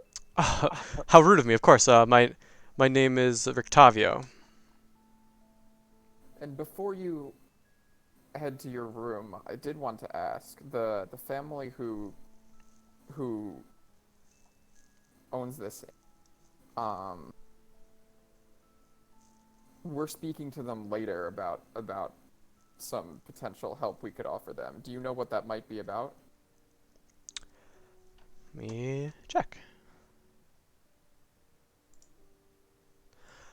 Yes, if I had to guess, it's likely something to do with their wine shipments. I know they were overdue for one from their family's winery, and don't think that's good sign. So maybe they want someone to go investigate it. They probably saw that you were well armed and armored, so probably something to do with that, if I had to guess. But they seem a pretty honest lot to me, so if you can help them, they'd appreciate it. I'm sure the folks of this town, I mean, they get very happy at my stories, and I think wine is often kind of all they have. So any chance for them to restock on that is quite a boon to the town. Understood. All right. Well, thank you for your time. I'm sure we'll cross paths again. Of course. And I didn't catch your names. Skit. The main's just getting visibly frustrated. He's like, all right, buddy. I know you're hiding something. Fess up. I'm a carnival master. I have many tricks and stories, and I just crit on intimidation. and he sees like you kind of like uh he's just like I don't want any trouble, but you seem a discerning type. How about tomorrow morning we maybe have a chat and I tell you a few of my secrets. How's that sound there, Mage? I say, how'd you know my name? I thought one of the other people said it, but if he didn't, then he would have Okay, said it. all right. Yeah. All right, retcon, somebody else said it. Okay. So then I say, and for an ally is a truthful ally, and someone who is untruthful is an enemy. He says that's quite wise. But again, maybe I'll see you in the morning for some breakfast, and we'll have a chat. My room is up there, and he points kind kind of to this side. And so he's got a chamber, so you'd have to go up the staircase to the north and then kind of over a balcony. So I say certainly. We'll meet with you tomorrow morning. all right. Yeah. So he heads up and out. Do y'all do anything? I ask where Anton is since we've got 2 rooms. Oh, wait, they were there when Anton said he's staying over, right? No, no, I didn't tell them anything. I think Hey, it, Anton- but you told the other 2 explorers, right? I explained that Anton is going to look out for the love of my life tonight, and we will check in tomorrow. I'm pretty sure no one No, actually no got one told knew it. where Anton is. Yeah, they were gonna go gambling. I went Okay. towards the inn and then turned around and went back the other way. Well, you were outside the blacksmith, and you said, "Hold on," and you went inside. That's what I thought. You can say it whichever you want. Were you going Yeah. exploring and you never came back, or were you? No, you just don't know where I am. Okay. Because I thought it was we were just outside the blacksmith door, and you said, "Hold up," went inside, and never came back out. Well, okay, we'll just say we were. I'll say I don't know where Anton is. He's just kind of out there, but he seems like a pretty wary and suspicious boy. So I think he'll be okay. Well, Speaking we of, told him we were going to the inn, so. the room upstairs, is it just a ladder straight up? No door, no trap door, what? Yeah. So it's a ladder up with a trap door at the top, and there is a small window. It is sort of like an attic type space, but it is tall enough that you can stand. So it looks like it was designed to either be like a storage attic or, an actual room, and they made it into a room. There's only one bed up there, which you're assuming was their son's bed. There's also a very small dresser and a kind of just like sort of box with a candle on it. But there is enough room for 2 more sort of bedrolls. But yeah, there's a bunch of kind of storage stuff up there, which they move out a little bit and bring it downstairs, so you have some room. All right, I'm gonna cast a net find this book now. Sure. As you do find that there is some magic to it, and it's strange. It's almost as though you're going to need to not necessarily attune to it, but just be in the presence of it, and more of it may reveal itself to you. I'm gonna reread the book. Wait, what book is this? The Strahd's Tome of Tome. yeah. Oh, I thought I had that. Okay. Nope, I got it from you in the graveyard. So you read through it again, and as you do, you begin to almost get sort of drawn into the story of what he wrote, like into his journal, and you're not just seeing words on a page, you're almost seeing actual people walking around and acting, and it's almost like you're looking at an illusion, but you're there, you're in it, and you kind of snap yourself out of it, and you're like, that's strange, but you're thinking there might be more to this than your spell could even uncover. Okay, book away, and I am going to trap the trapdoor with fishing line and bells. Okay, cool. This is after you've eaten dinner. Yeah, after we've eaten, yes. Okay. Cool. Yeah. Anything else you want to take care of with your 2 companions? No, I'm just gonna go to sleep. All right. Everyone. I'm exhausted. I used all my spell slots and fucking Yeah, I go almost over died. and I go and sit with. These are the hunters. They look like hunters.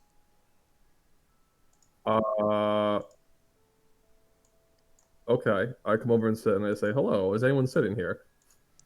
So let me give you a quick picture of each of these folks. One of them, the one with the very. Let me make sure I'm not mixing them up. Yeah, with the very big beard says, "No." To my question of is anyone sitting here? Is that Yeah. okay. So I kind of just pull up the chair and sit. Kind of just nods at you. Um, yeah, do they look like people I've met before, or because I'm from Barovia, or do I don't even recognize them at all? No. They look, I mean, they look kind of, like I said earlier, kind of like Falcons type, where they're These are the probably hunters, hunters. right? Yeah. You don't recognize either of them by face. Okay. Um, you two, there's four people, but two of them are the two hunters. The other two are off of their own. Oh, yeah, I guess they are one too. But yeah, they're kind of having their own separate Oh, conversations. okay, okay. Yeah. I say you two look like hunters. One of my best friends from town is also a hunter. Hmm. And we do hunt. If you're looking for meat or furs or a guide, we can certainly do that. I'm not So, exactly looking for a guide, but I've been hearing reports of werewolves in the area recently. Would you have any idea where those would be?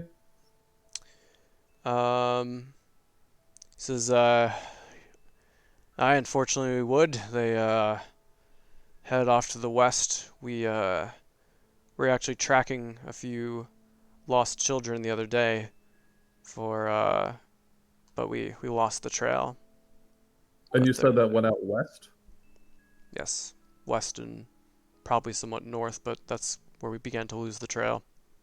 Okay. Are you guys from this area, from this town? Why are you staying at an inn? Are you Oh, wanted? we don't stay here. We have our own homes, but you know, better spend the night with ale than home. But we're not staying here. Okay. Thank you for the information, boys. Of course, enjoy your night. Thank you. Okay. I didn't pay for a room yet, but I'm gonna go pay for a room as well. No, y'all already got rooms. Oh, we did? Okay. Yeah, Yeah, so y'all have then. keys.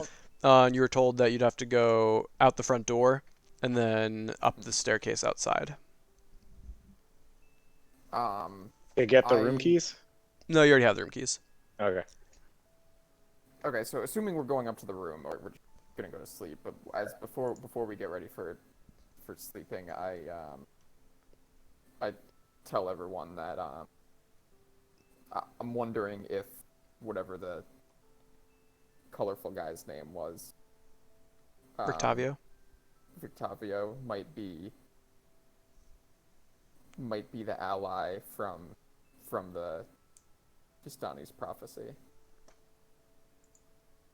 He might not be. I mean, it could be. That could be. What was the prophecy? Wasn't the I ally? see a fallen paladin of a fallen order of knights. He lingers like a ghost in a dead dragon's lair. Okay, that's not what I remembered. So never mind. I don't say that. You tell Six, I'm not getting that vibe. I'm not getting that ghostly paladin And then you vibe. remind me what the Vistani said. I was like, oh, I did not remember that at all. Okay. So I walk up back to the bar and I return the key with to the two bedroom, and I say, oh, one of our companions still has to come back, and I give a description of Anton, and just say that look out for him and to give him the key if he comes in. All right. Sure. We can do that. And then I also ask if they're ready to talk about their troubles or if they'd rather do that tomorrow. Yes, please. And Forgot about that. so Danica goes back into the kitchen and then comes back out, and Erwin says, "Yes, I will show you to your rooms," and kind of leads you outside and up the stairs. So if you scroll up a bit, can reveal some more stuff. But yeah, you're let into two rooms over here. And he says, come, and takes you into this room here and sort of motions you all in as he sort of backs himself up in the corner by the chairs. And he says, look, I am a member of the Mardukov family. We own the Wizard of the Wines winery off to the west, and our last shipment has gone missing. I don't know what happened to it. I was hoping maybe you could go seek out the winery or the way here and maybe make sure they're okay. I'm just worried that my family may be in danger or that the wagon was stopped along the way. So I see your travelers. You'd have room and board for as long as you should need it. Should you return that, we'd be very, very obliged. But that's all I have for you. Just let me know if that seems like something you could do. How far away is the winery? It's about a half day's travel.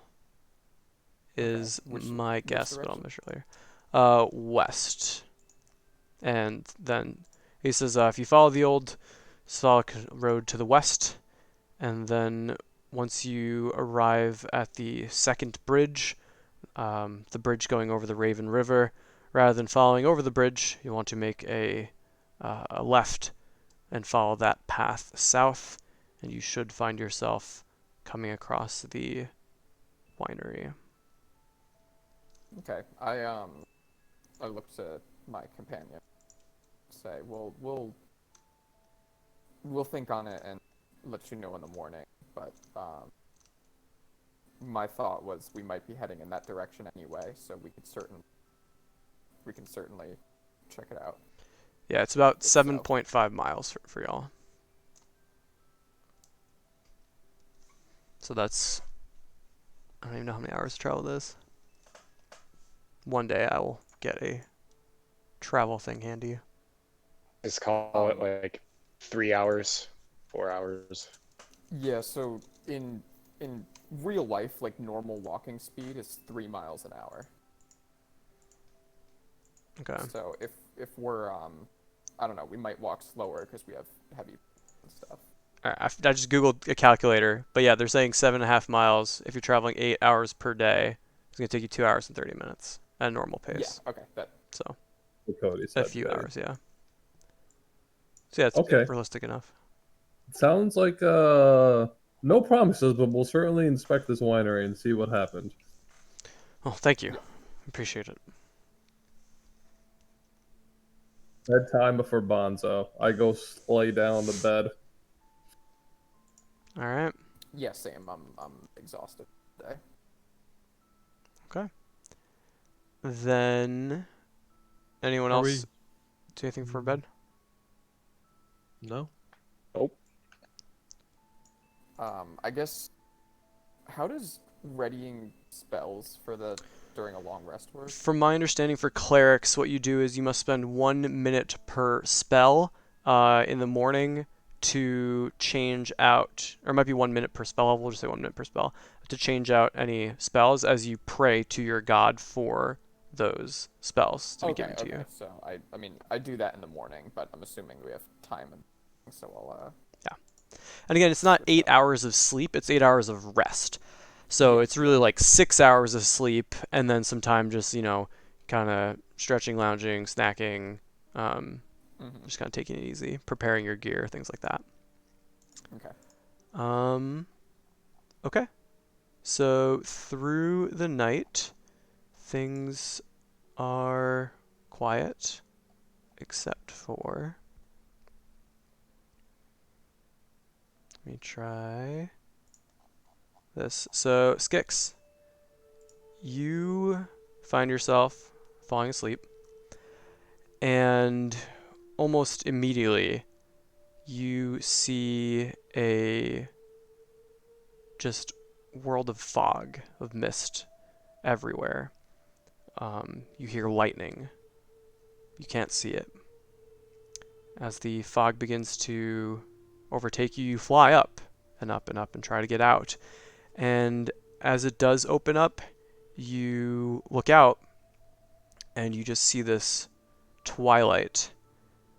And the thunder's gone, there's no clouds. But ahead of you, you see other Aarakocra. And they're moving towards you.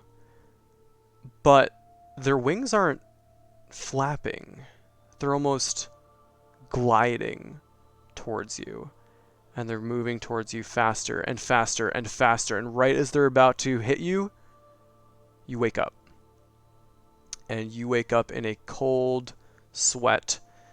It's morning.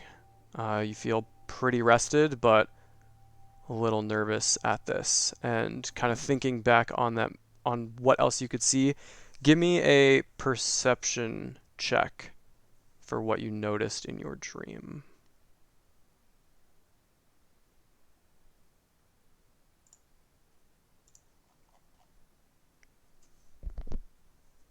Oh, oops. Sorry, I was trying to roll passive perception. I was clicking Okay. there. Yeah, you couldn't.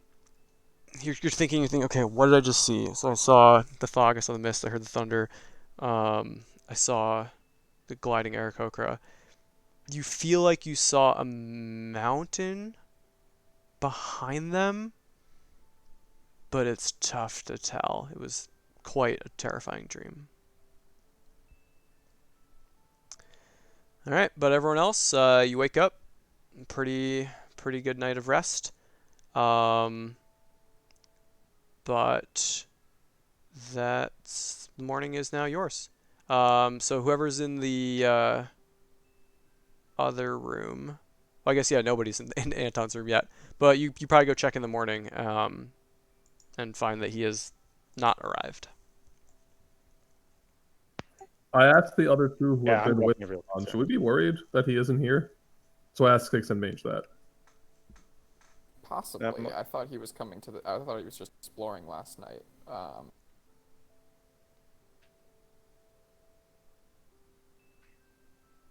We should definitely make sure to go look for him, retracing our steps from yesterday.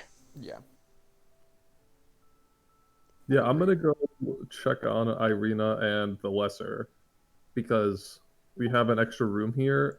And my understanding from the conversation, Alex as a DM was he said we can stay as long as we want while we're doing this quest. He said if you get it back. If we get it back, we can stay as long as we want. Okay. We have this extra room with 2 beds. So I'm gonna go check on Irina and the Lesser and make sure they're still there and alive and good. You guys can go talk to the colorful man, Riscovio, or whatever his Octavio. name was. You can talk to him. He kind of creeped me out. I'm gonna go check on my love. All right. So yeah, he okay, offered. so- He does kind of step out, onto the balcony around the same time you do. Like kind of you're all waking up around dawn. And he sees you, Mange, across the balcony. He says, "Ah, Mange, come, let's chat before we have our breakfast." And then he heads back into his room. Man, just thinking like, if I were a little younger, I'd just make that jump right across the balcony. But and he kind of like walks in and he's like, "Hey, Skix, our friend is up. You want to go? Chat with him?" Sounds good. I'm just sitting there praying, and I'm a little shaken from last. I finish up praying, and I say I'll meet you there, and I just fly across the balcony. All right. I walk. You wearing all your the way light down armor? the stairs, and back Yes. outside. Up the stairs. And then Yeah, up I haven't here. switched into heavy armor. All right. What is Falcon doing? Falcon is waking up. What are we? So Are we Bane, gonna go check out the wine thing? I'm gonna go check out Irina to make sure they're all alive and well. We have no idea where Anton is, and Skix and Mange are gonna go talk to that weird person in colorful clothes. Okay, I definitely don't think I'd be welcome there. I think I'd probably go check on Irina, right? And it ends up we're gonna find Anton there. But I think I'd probably stick with Bane. okay. So you two leave together.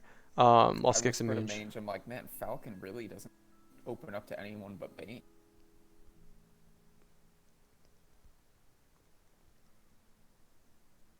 Okay, so I guess Aaron we're just talking. doesn't. Yeah. What was I that? What? it's a fair statement. Like, Just you can't really respond. Cody was like, "I say this to Mange," and Aaron, you just no response. Oh, what? Ghosted in real All right, life. we can totally just flavor that as Mange losing attention again, and then he like snaps back and he's like, "What was that?" He's like, "Oh, I said, Falcon." yeah, I was like, oh yeah, Falcon doesn't really take to anyone except Bane. And I say, "Yeah, we'll get him after our first major fight. We'll have to open up." and just proceed to knock on the door. All right. Octavio says, "Come in." So it's a little tight in here, but happy to discuss. Come, come. So you all sort of squeeze in. Let me reveal that room for you. Okay. So you squeeze in there. Octavio says, "Look, I can tell you're an insightful sort, and that's honestly good. I'm glad you're picking up. I can tell you two I trust. You two are at least outsiders, but I've been seeking information about the Mardikovs here.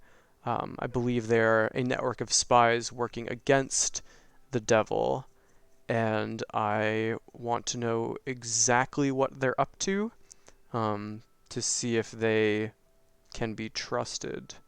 I'm not exactly a fan of the Devil Strahd, but I have no intention of facing him if I don't have enough information. So if you two are as insightful as you seem, then anything you can find, be sure to let me know. So what honestly brings you to Barovia? So, go ahead. Go ahead, Yeah, Cody. I say that's interesting. We may very well be um, checking into the whereabouts of their family at the winery. So and they struck me as interesting. So that would be very interesting if they're spies. This devil fellow doesn't seem like a good guy. We were we um uh and I don't know, Mange, I don't know how comfortable you are with revealing all of this, but we received two invitations to come to Belgravia, and the first one we sort of ignored. It seemed like it was people who knew the devil before he became the devil, uh, and told us a story about that and wanted our assistance, essentially helping him, but we weren't interested, and then we ran into someone else who was willing to pay us to to rescue some companions from essentially from the devil, and that turned out to be a hoax. So we're here. We ran into our companions who you met earlier, and we've been traveling with them over the past few days. But it seems like um, we've been. This may turn into something bigger. Our journey into throughout Belgrade. Sort of nodding along to that. What's your passive insight?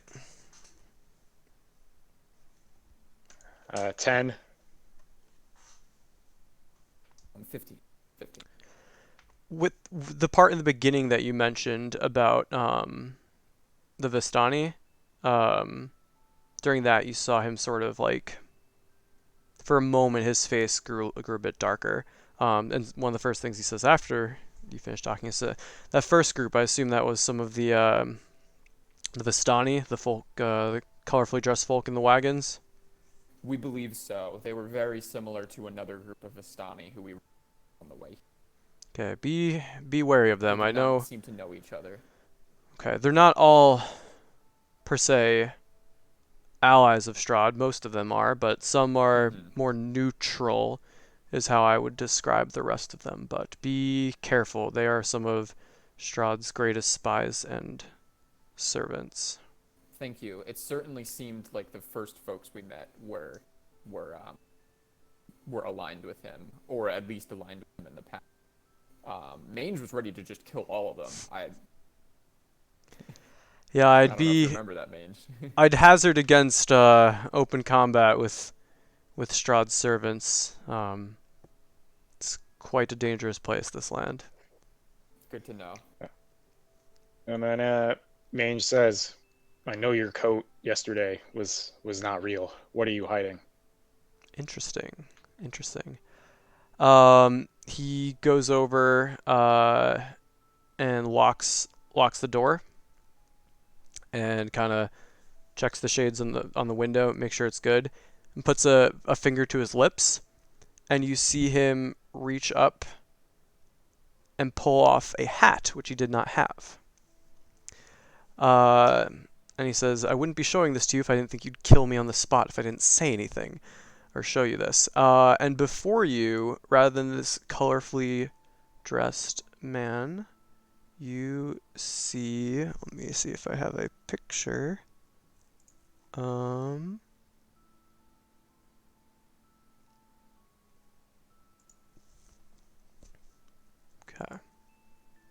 Here's a picture. So his hair is much more gray. His ears are not pointed. He's got sort of a sharp face to him, and he seems pretty old and grizzled. And he's got quite a few scars on his face. And he says, it's not clear. Rictavio is but a farce, but a cover. It's quite easy to get attention and talk to folks and have them tell stories if you're an entertaining carnival purveyor. So it's quite a good tale. This hat here, and it looks like just sort of a kind of raggedy, dusty old top hat, allows me to hide my identity, and so I plan to use this as long as I can. So yeah, you have a good eye. It's fortunate for me that you seem to also be at odds with Strahd, but if you could keep this to yourselves, it'd be much appreciated. Will do. Careful, even amongst yes. your own group. I noticed 2 of them are from here. How did they get mixed into your company? And he puts the hat back We ran into on. them before we met anyone else in Belgravia. They've been with us ever since. And what are their? They've proved trustworthy so far, in that they're helping us get the lay of the land. Okay. One of them is very quiet, and the other is a bit rambunctious. Yeah, and Mange says but- one seems quiet, the other seems to want to find a wife. This is interesting. Well, again, keep an eye on them. They hopefully they're as honest as they seem. And again, you 2 seem to have a good read on people, but can't be too careful. He says, with that, I have to go bring some food to my horse and my good friend the toy maker. So I'll be off. Okay. All right, and he says, make sure to stay in touch, continue to exchange information. Of course, I plan to stay here until my cover is blown. But if I'm not here, and keep this for you 2, there's a tower to the west, and he gives you better directions to it. Should I need to get out of town fast, I'll be taking my wagon and hiding out there. Just be careful with the door, is all I'll say. I trust you'll be able to figure it out. Okay. Mange doesn't like doors after getting like sawed or axed by that one bad door. I chuckle about that specific door. So I see you've had some trouble with doors yourselves. All right, I'm sure you'll figure it out. And he kind of leads you both out and locks the door behind you, and then heads down to kitchen area, like near the bar. And there's already sort of a some wrapped up food there that he takes with him and heads out. Meanwhile, at about this point, I'll say you 2 have arrived at the blacksmith. All seems safe and fine there. Nothing too scary or strange or interesting going on.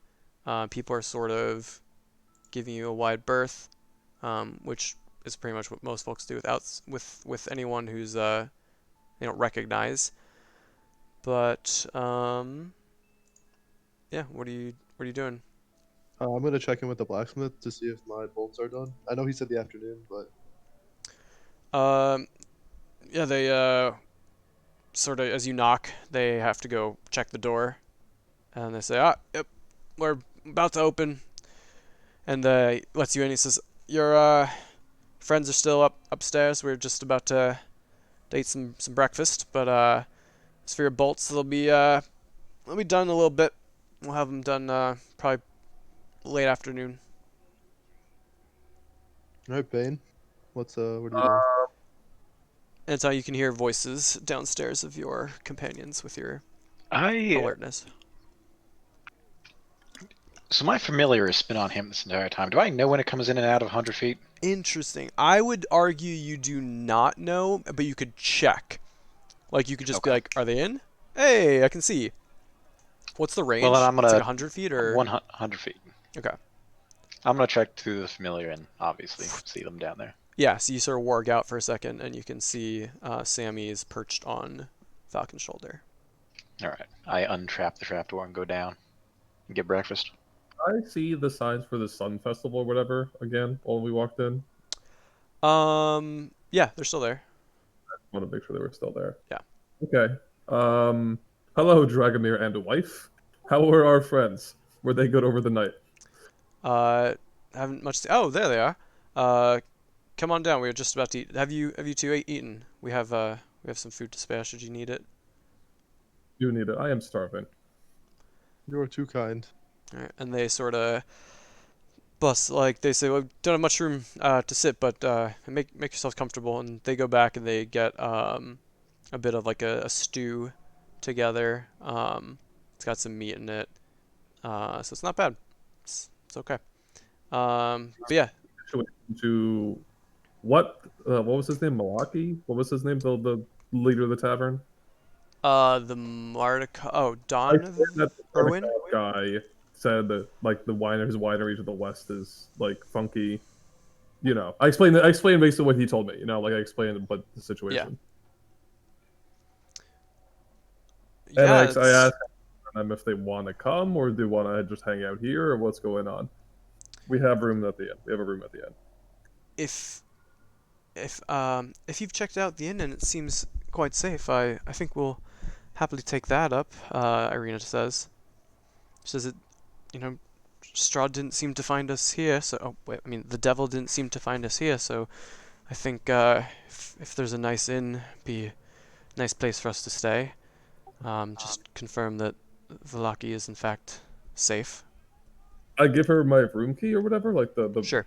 Yeah, so she has it because I don't think I need it. So I give her the room key and say, "Ooh, I don't even."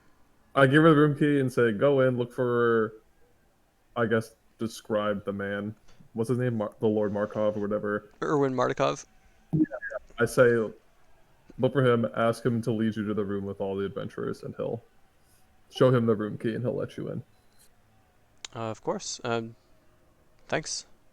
And Ismar kind of nods, and he says, as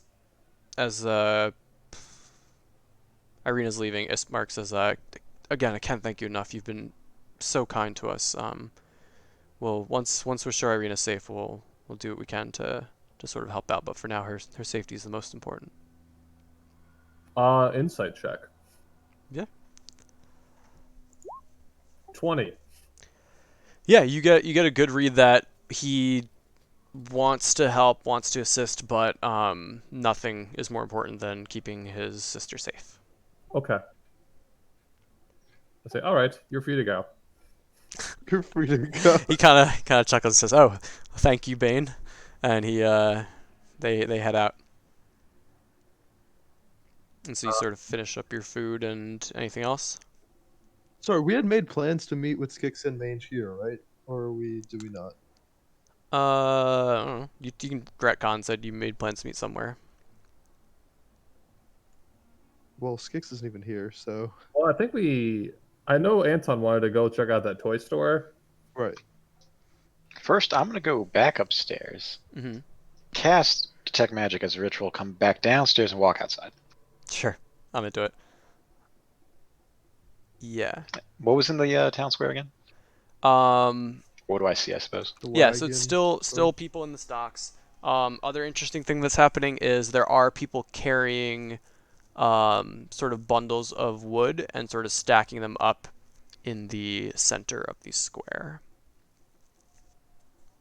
And I what go over it. What's going on? Why are they stacking wood? Oh, hello. We're preparing for the festival of the Blazing Sun. It's going to be in 2 days. Exactly. I'm new to the town.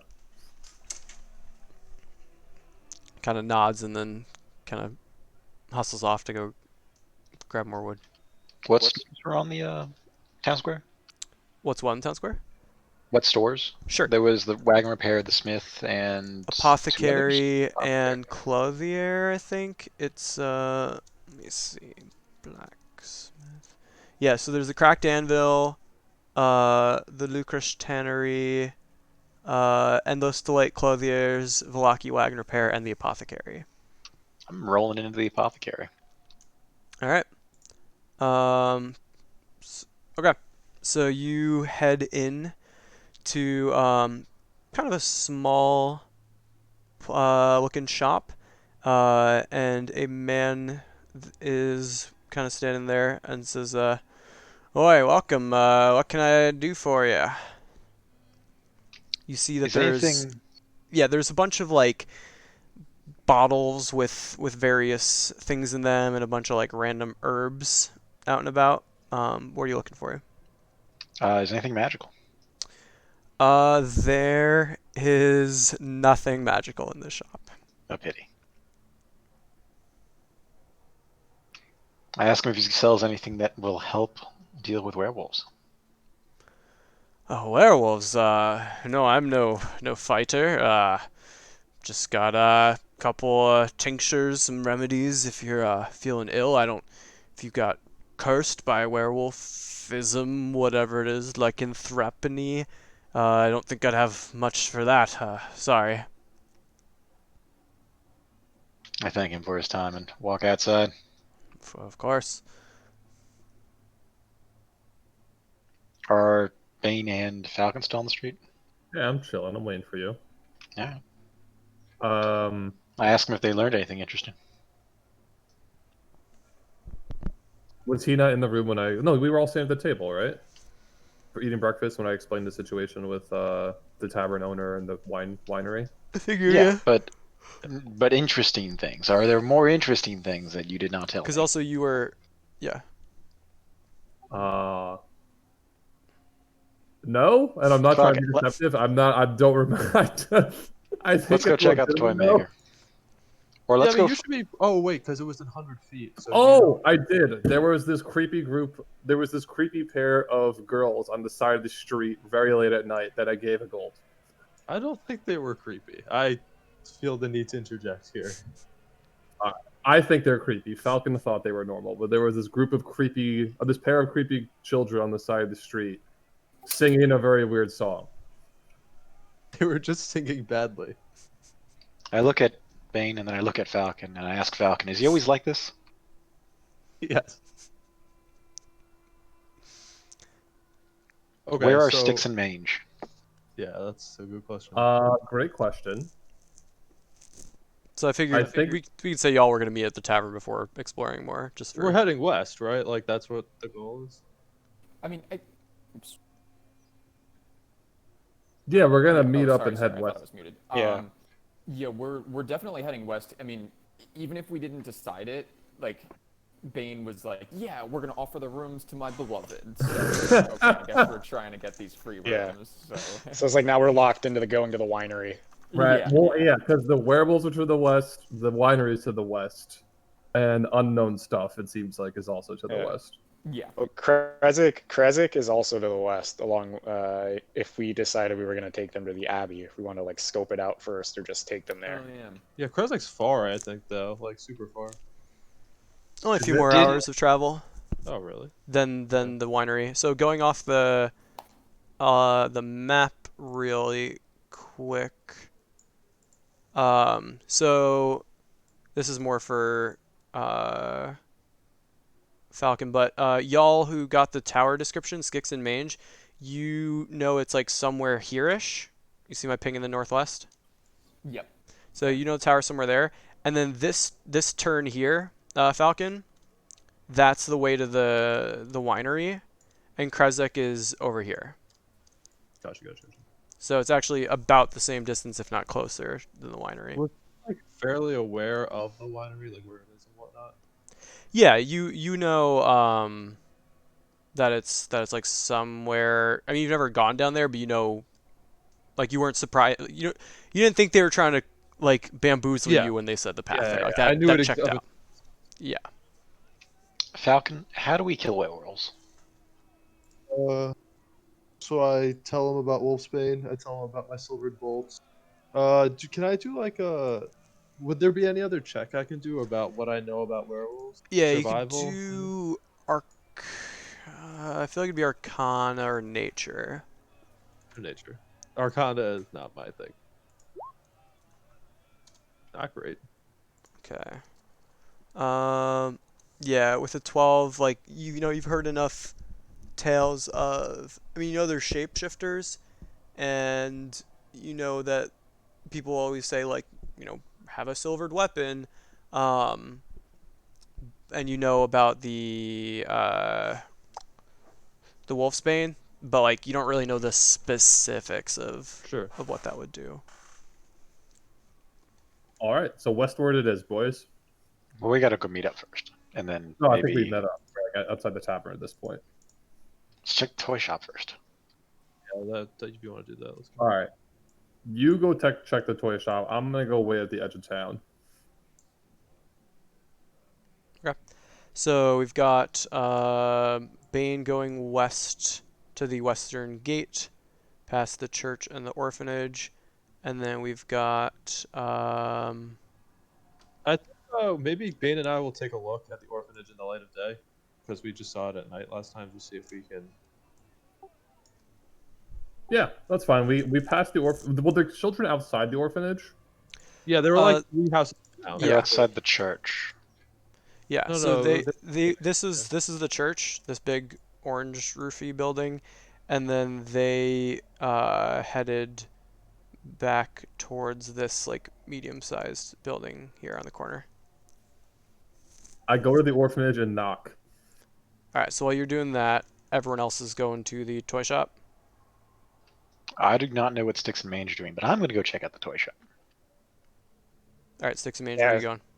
I guess assuming we met outside the tavern and recapped everybody, I guess I'll pop in, tell the family that we're gonna go to the winery, and from there, I guess I'll kind of wander around a little bit. I'll go to the toy shop with Anton. For the festival. Yeah, yeah, I think we are. If it takes until the afternoon to silver the bolts. Yeah, but the Yeah. people who were working said the festival's in 2 days, so we have a bit of time. Also, I mean, like, I think the winery thing, we should at least go and do some investigating today. Like, I think that's something our characters would probably do because the trailer's kind of fresh. So, Yeah, I didn't realize the festival was in 2 days. That's bad. So I figured we would stay for the day until the bolts are made. But if they're not going to be ready till late afternoon, then I suppose we could. yeah, I mean, just pop out, have a look, come back. I think it's like, Mhm. like I don't think we're gonna commit to fighting anything right now, unless it seems Right, right. So Mange pulls out the orb and then like gives it a tap. Sir, it's morning. All right, it's still morning. We're gonna Polite. leave. And I was like, I wonder if this works. And he turns to the orb and it's like, tell me when there's 2 more hours left in morning, and then he taps it. Sir, it's morning. He's like, never mind. Just don't burn daylight here. We got a lot of walking to do if we're gonna go to the winery and come back.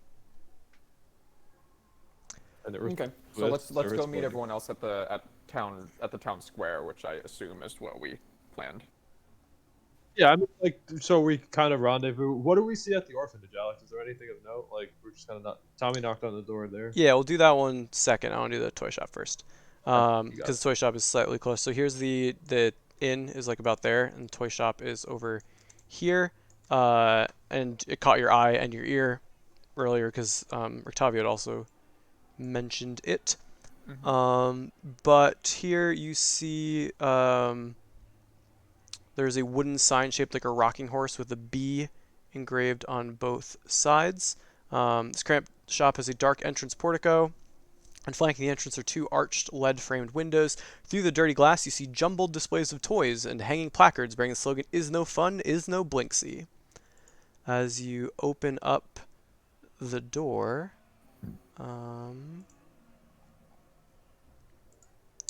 you head inside, and you see a kind of heavy-set man. Let's show that picture there, wearing a sort of jester's hat. And he looks up and sees you and says, "Welcome, friends, to the House of Blinksy, where happiness and smiles can be bought at bargain prices. Perhaps you know a little child in need of joy? A little toy for a girl or boy?" You also notice that there is a monkey wearing a ballerina tutu who's like hanging out on some of the upper shelves.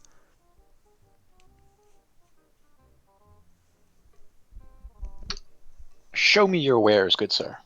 Of course, I have many wares for the happy children.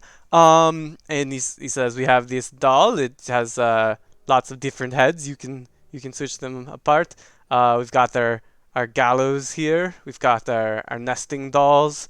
We've got our nice mobile here, which is a bunch of bats. And so those first four, he's got the doll is headless, and there's a sack of attachable heads, each one with the eyes and mouth stitched shut.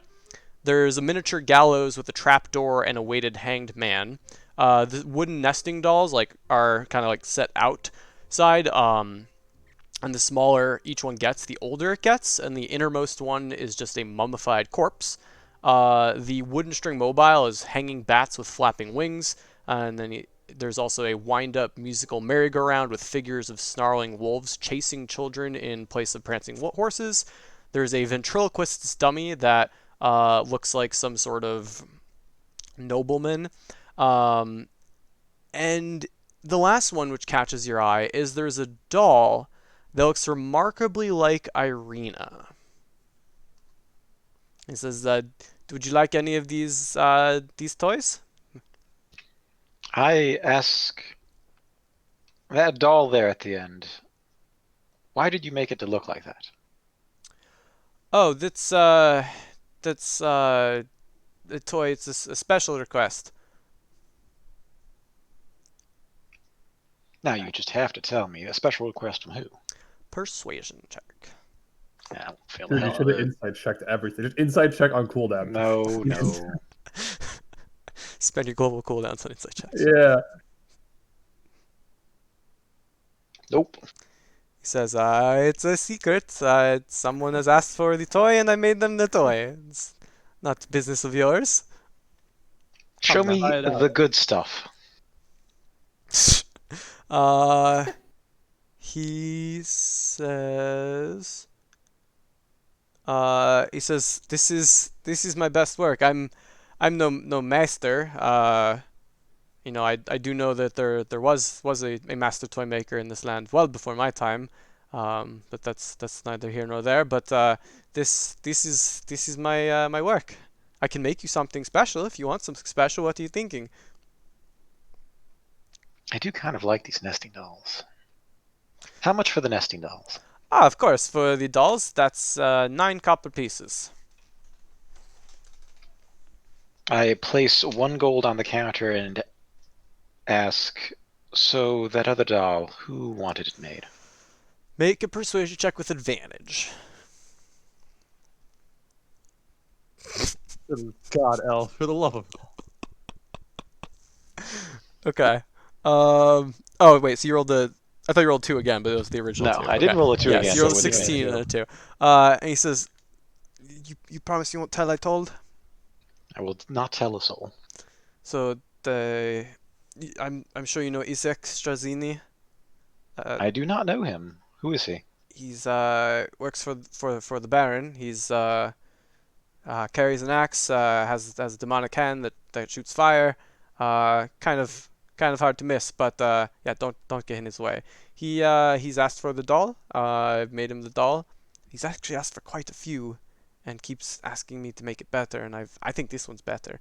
But yeah, don't tell him I told you. And why are you so curious in this one? It's just so specific. I'm curious about everything. That's fair. You're curious. Can I tell you maybe a tale if you're a curious person who's going to be going around? Maybe you can find something for me. What could you be looking for? You have all these things. He looks very excited. And he says, there was once I consider myself a student of him. I've not met him, but I consider myself a student of the great inventor and toy maker, Fritz von Werg. And I've heard rumors that his greatest invention, a clockwork man, lies somewhere in Castle Ravenloft. If you ever go there, and you'd be so kind as to find this clockwork masterpiece and deliver it to me, I could offer to make you any toy you desire. Business has not been very good. I could offer you Piccolo, my monkey companion, but otherwise, any toy you desire. This would a curious person such as yourself, should you find yourself in the castle, maybe you could find this masterpiece. I will keep an eye open it for you. And if I do, this toy that I request, it will be a masterpiece. Yes, of course, of course. I place a second gold coin on the counter and walk out. Ah, thank you, thank you. I have Anything else one- you can take of course, take another toy. Nope. Fucking doll. The Irina doll. No, he has He to. said that one's not for sale. That's not for sale. He custom ordered. I have a set of nesting dolls with a mummified corpse in the middle of it. Yep, the smaller each one gets, the older it gets, until the innermost doll is a mummified corpse. You have this now. All right. I kind of want to check out the stock cards, but all these other impatient people are ready to go. So I mean, we don't need to. Yeah, touch you got that. all morning, dude. I got all morning. We're going to the stockyards then. Okay. But let's I don't know go. what everyone else let's- is doing. Yeah, Yeah. I wanted a shovel. You want what? I wanted a shovel also. All right, so let's go back to the orphanage in the meanwhile. Let me grab my orphanage notes.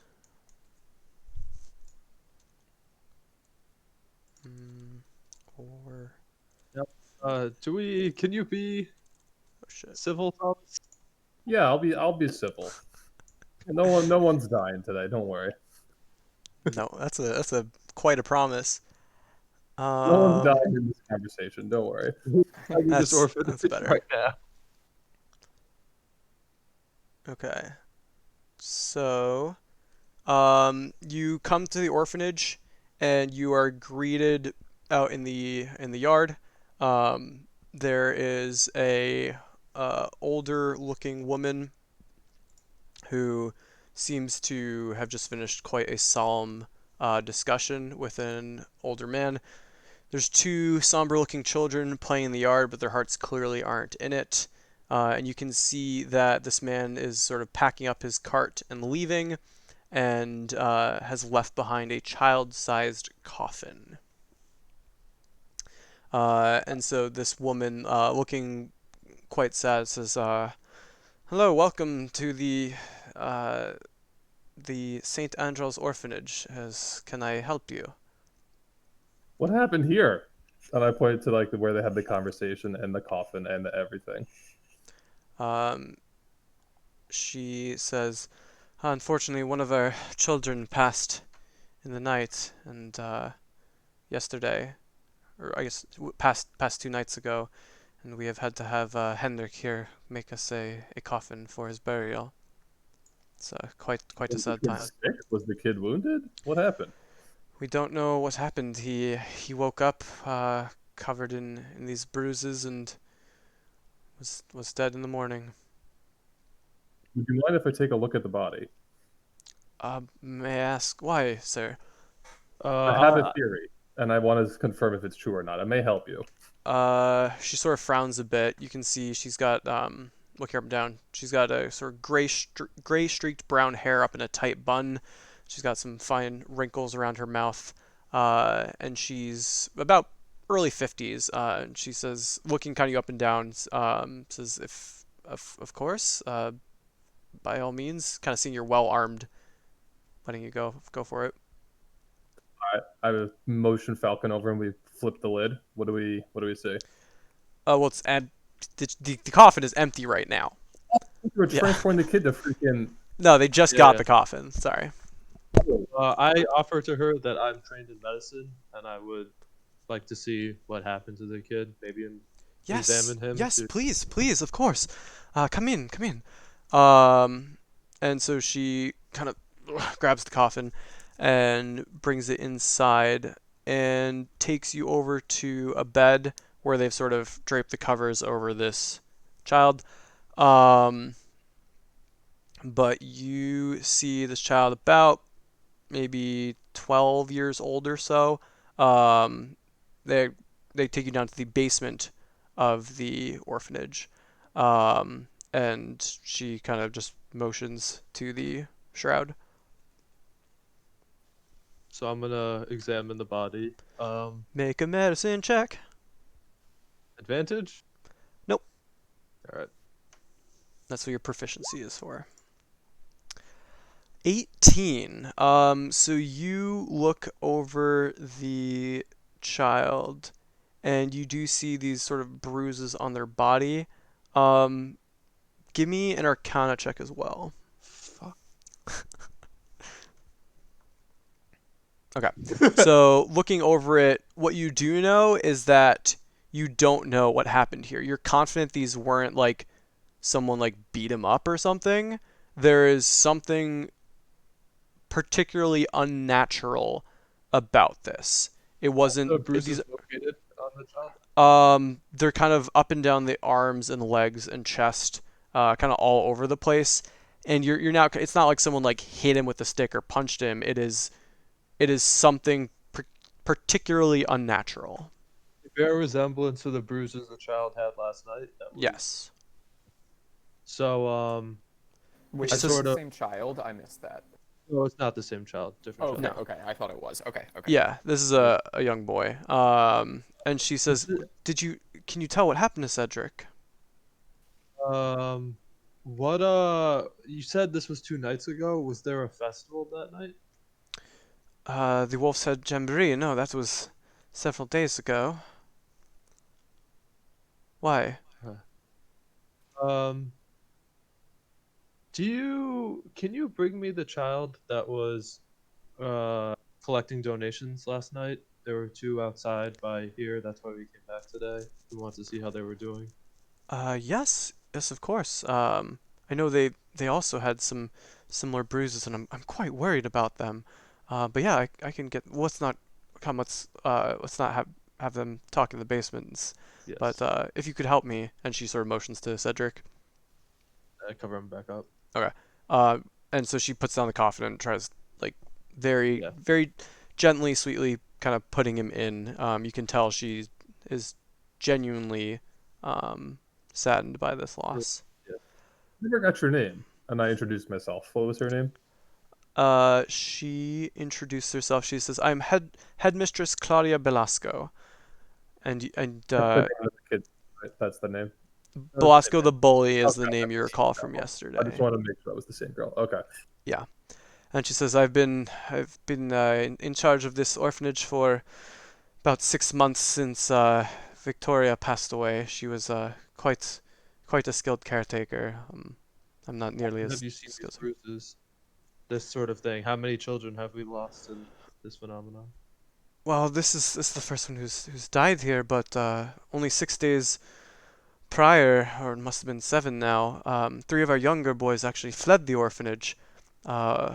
I think from the bruises and dark dreams, and we sent out Soldar and his friend, I think Yevgeny, I think his name is, to follow the boys' trail and bring them home. But uh, the the trackers they only found packs of what they believe were werewolves, and have since given up on tracking them. So I think they said they're somewhat westward, but they're likely to be turned on the full moon. Okay. And there's also if you are a healer, maybe you can come look at at Milovaj. Yes. But first, yes, you want to see the two children. And she goes and says, in a very strict voice, she says, Claudia, Greta. And they say, yes, yes, Lady Belasco. These two men wish to speak to you. Oh, hello again. How can we help you? And these kids are looking kind of okay. Not too happy, not too sad. So I can Still bruised. get the bruise. Who has the bruise? Claudia or Greta? Claudia has one. Sort of ask her how's the bruise today. Any more like that? I had a really bad nightmare last night, but it still kind of hurts, but um, it's not much worse. Remember the nightmare at all? It was very scary. Yes. No. Thank you. But I pull out. I pull out. What is it? A copper? What's lower than a silver? I don't even A know. copper, yeah. I pull out two copper, and I'm like, "Would you mind telling me about your nightmare?" Sure. There was this big, big, scary creature with big teeth and gray skin, and it sort of came at me, and it bared its big teeth, and it kind of hurt me, and then I woke up. but no new bruises. Shakes her head. Did it look like a dog? No, What did the creature look like? Did it walk on two legs? On four legs? had two legs and had big claws, like big nails. Did it make any noises? No, it's real Okay. scary though. Thank And you said it managed to hurt you, or did you get away from it last night? Were you able to run away? I don't remember. I think I woke up. Okay. Thank you. And Greta, have you had anything like this? She kind of like reveals her like leg or like by her ankle, and she says, "I got little one here, and my dreams are just kind of scary, but I can't remember them." Can I examine the thing? Is it just a bruise? Does it look like there's any sort of? Can I do an Yeah, medicine you can check make or another like medicine check. I'm looking for a bite or like Yeah, yeah. Can I get So, advantage because I know what I'm looking for? well, I mean, helping him. if you're looking for a bite, you are confident you do not see a bite. Okay. So you are sure of that, but you don't glean any additional information than what you glean from Cedric. So the matron's still here, right? I sort of tell Yeah. her I'm done with these two, and I can go look at the person that she wants me to see. Sure. So let me make sure I know where they are. I believe. Oh god, this person shows up a few too many times to control F. Give me one sec. So in the meantime, Bane, this is like in character. I'm suspicious about these, like what the kids are talking about, what happened with this kid. This affliction is clearly magical in nature. No one came up to him and hit him with a stick a bunch of times. Uh, I'm worried that this might be part of the lycanthropy process, like the turning process for werewolves. And these kids are the kids that are dying are not strong enough to make the change, but the kids who ran away are joining the pack. So just giving my theories to Bane, letting Bane know my theories. Sound good to me. I'm not a very wise or smart man, but they all sound good to me. Okay, so she takes you over to a smaller house, like 2 blocks down. Um, and there, she opens up. She seems to have like a spare key there, and takes you to a bed in the corner. And you see there's this man about maybe 19 years old or so, um, and he is asleep, um, but he's covered in sweat and he's got quite a few bruises as well. And she says, "Is there Oh, anything you could do for him?" That's not the right voice, but yeah. um, can I do like so first of all, I want to look at him and see if he seems to have the same affliction the others do. Do I need to do a check for that, or am I No, no check. sufficiently You're trained? you're sure that this is similar, but also somewhat worse, considering that he is like unconscious. I ask her. I want to know what he does, what he could have come into contact with. Is he involved with the festivals at all? He's a gravedigger for the church. He's quite a nice boy. This Milovaj. All the children take quite kindly to him, especially Felix, who doesn't get along well with others. I'm quite worried about him.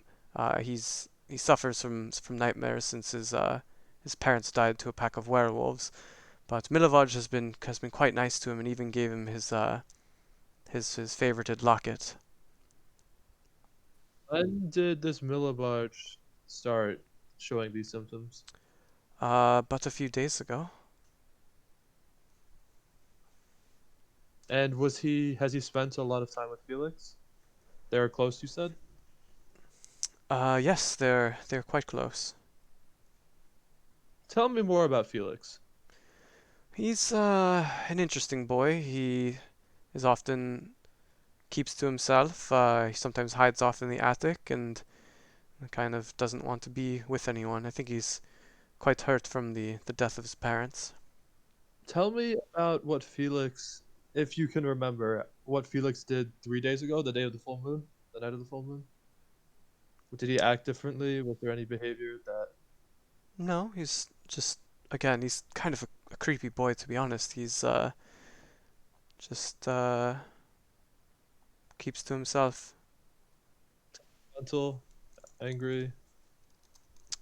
So he does sometimes get angry, yes. Um she does also say uh I think there might be even a spirit or a curse in our walls. There were some strange runes carved in Cedric's bedpost, and I wish I knew more. But the children they won't speak to me. I think I'm so strict with them that they don't trust me. If you could maybe inquire, not interrogate, but inquire with the children, maybe they would trust a friendly stranger more than Belasco the bully. Okay, so then I turn to Bane. Two things here. Are you trained in religion, Thomas? Do you like have any? No. So you're definitely the friendly face. You're the one who should go talk to the kids because you were shelling out money and were like nice to them. So I'm gonna come with you, but you gotta Try to find out information about the Felix. potential. Velasco has indicated to us that she thinks the kids know more than they're letting on because they don't want to talk to her about it. But she thinks there might be a curse. There are runes in the bedpost. And so Can I? Neither of us are Arcana, so that's fucking useless. But I mean, So I'll leave y'all to sort of ponder that. But with that, let's jump back to Skix, Falcon, and Anton. So y'all were heading to the stockyard. I don't Have know we if met up with each other? yeah, I don't know if Skix and Mange are with me or Oh, not. you know what? Well, we came to the town square to meet Yeah, predetermined in the morning. So if Yeah. that's the case, then maybe we just ran into you at the yeah. toy I think you would. outside the toy Yeah. shop. Okay. If does that work, Anton? Does that make sense? Oh yeah, it makes sense. Okay. So I announced. Oh, Anton, where were you last night? Weren't we all staying at the blacksmith? Where were you? Oh, we stayed at the inn. We said we were going to the inn. Okay, whatever. Sounds good. Were you just at the toy maker? Yes, I was, and I have something very interesting, but let's wait till we're all together first. Okay, sounds good. Yeah, we have something interesting too. Potentially about the toy maker. But not really that interesting. Um, So were you going to the stockyard to look for a shovel? Because I would like to pick one up as well. I was going to look to the stockyard to ask around to see if anyone's seen anything interesting or suspicious, but yeah, let's go. All right, Mange? good plan. Alright, so you travel over to about this area down here. This large stockyard has several locked sheds along its periphery and lies adjacent to a roomy warehouse.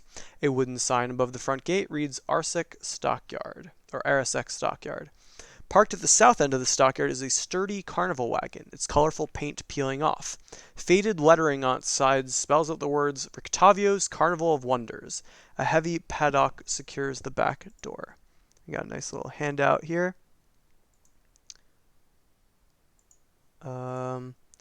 But yeah, you do see that there's sort of a main building that appears to be a shop of sorts.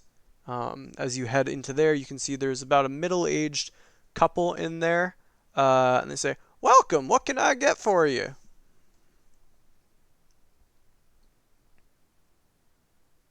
Um, well, I guess I say we noticed our friend Rictavio's wagon is here. When was the last time that he held a carnival in the town?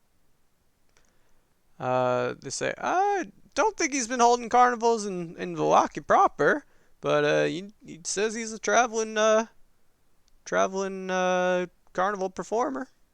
Oh, okay. Just curious. Mm-hmm. I try to check out the carnival wagon. And I. Oh crap! I didn't prepare that one. And so you're Okay. you're Well. now inside like a little shop, but if you want to head back outside, the carnival wagon's out there. Oh, okay, okay. I say, well, I'm looking for a shovel, but now that I see Lucky's carnival wagon, I'm just curious. Check it out. Well, he is paying us to watch it, so you shouldn't be going on his property without his No, we're permission. not going in it. He's a friend of ours. I haven't seen it before, so I just want to, curious. All right. But what are you all looking to buy? And you can see there's lots of tables with just various kind of. It seems like a general supply store. Hmm. Well, I want a shovel. Okay. How much are shovels in the book? Where's my 2 gold. shovel? Hold on. 2 gold.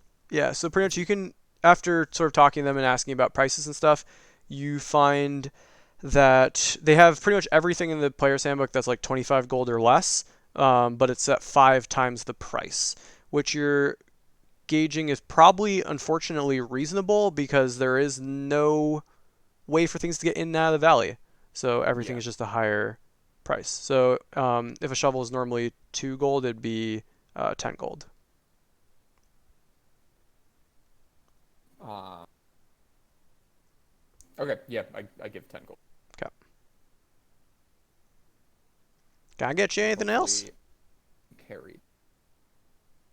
Good go. I just.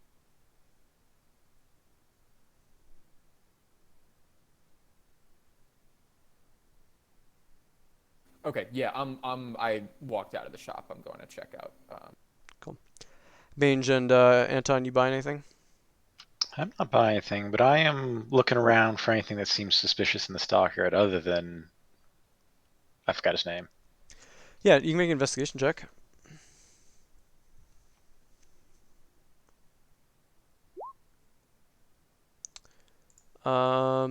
Yeah, you get a pretty good eye on the situation, pretty good read. Um, you don't see anything particularly suspicious, again, besides Rictavio's wagon.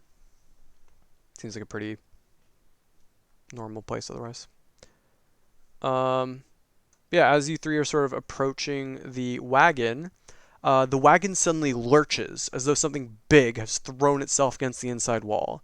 You hear the cracking of wood, the scraping of metal, and the snarl of something inhuman. Upon closer inspection, you see that the sides of the wagon are spattered with dry blood. You also see an inscription on the wagon's doorframe that reads, "I bring you from shadow into light." Hmm. I I say, well, it definitely seems that Rictavio is more than he Um, I don't know. Layer. I'm guessing that there might be a werewolf inside. I don't. Should I like Arcana check it to see if I could somehow tell from the snarl or something? We could I do don't know if I ever nature. would have encountered. Yeah, give me a Oh. nature check. It could have been like cattish or doggish, like a big old cat or a big old dog. Um, but you're not really certain. What did the inscription say? Sorry, I missed that. I bring you from shadow into light. I say, Anton. When I was praying this morning, I didn't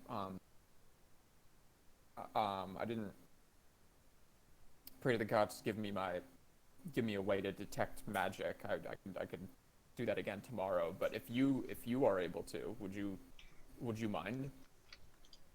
I cast Detect Magic. I don't respond, I just do it. And look As a annoyed ritual or about just it. normally?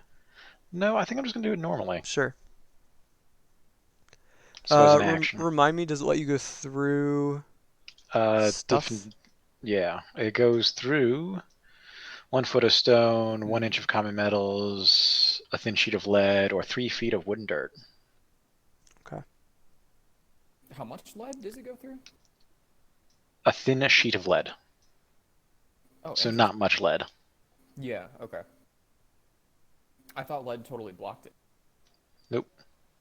Well, anything less than a thin sheet, but what's less than a thin sheet? Yeah, that's a good. You can tell within the wagon there is something sort of like tube shaped and rolled up, so you're assuming it's a scroll of sorts. You're getting 2 reads on it, one of which has the magic. Hold on, let me look up the magic. One of them is coming out with. Okay. Here we go. What? That's so weird. I'm gonna say evoke or abjuration. So the scroll's coming up abjuration. Both scrolls are coming up abjuration. Okay. Um, Inform Skix of this and suggest perhaps, though, we shouldn't be making trouble in this town. And drawing no, I'm attention not to trying to make ourselves. trouble. Wait, I lied. I did. It's not in the wagon, it's in the front seat of the wagon. Oh, well, maybe I'll go steal it then. And you can tell, as with your alertness, that you are being sort of watched through the windows right now.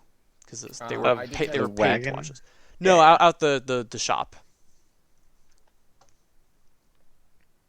I detect good and evil. What does that do?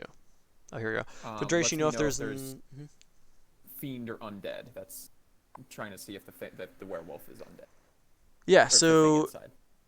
you do think that it probably penetrated through the wagon, and that the creature inside is none of those things.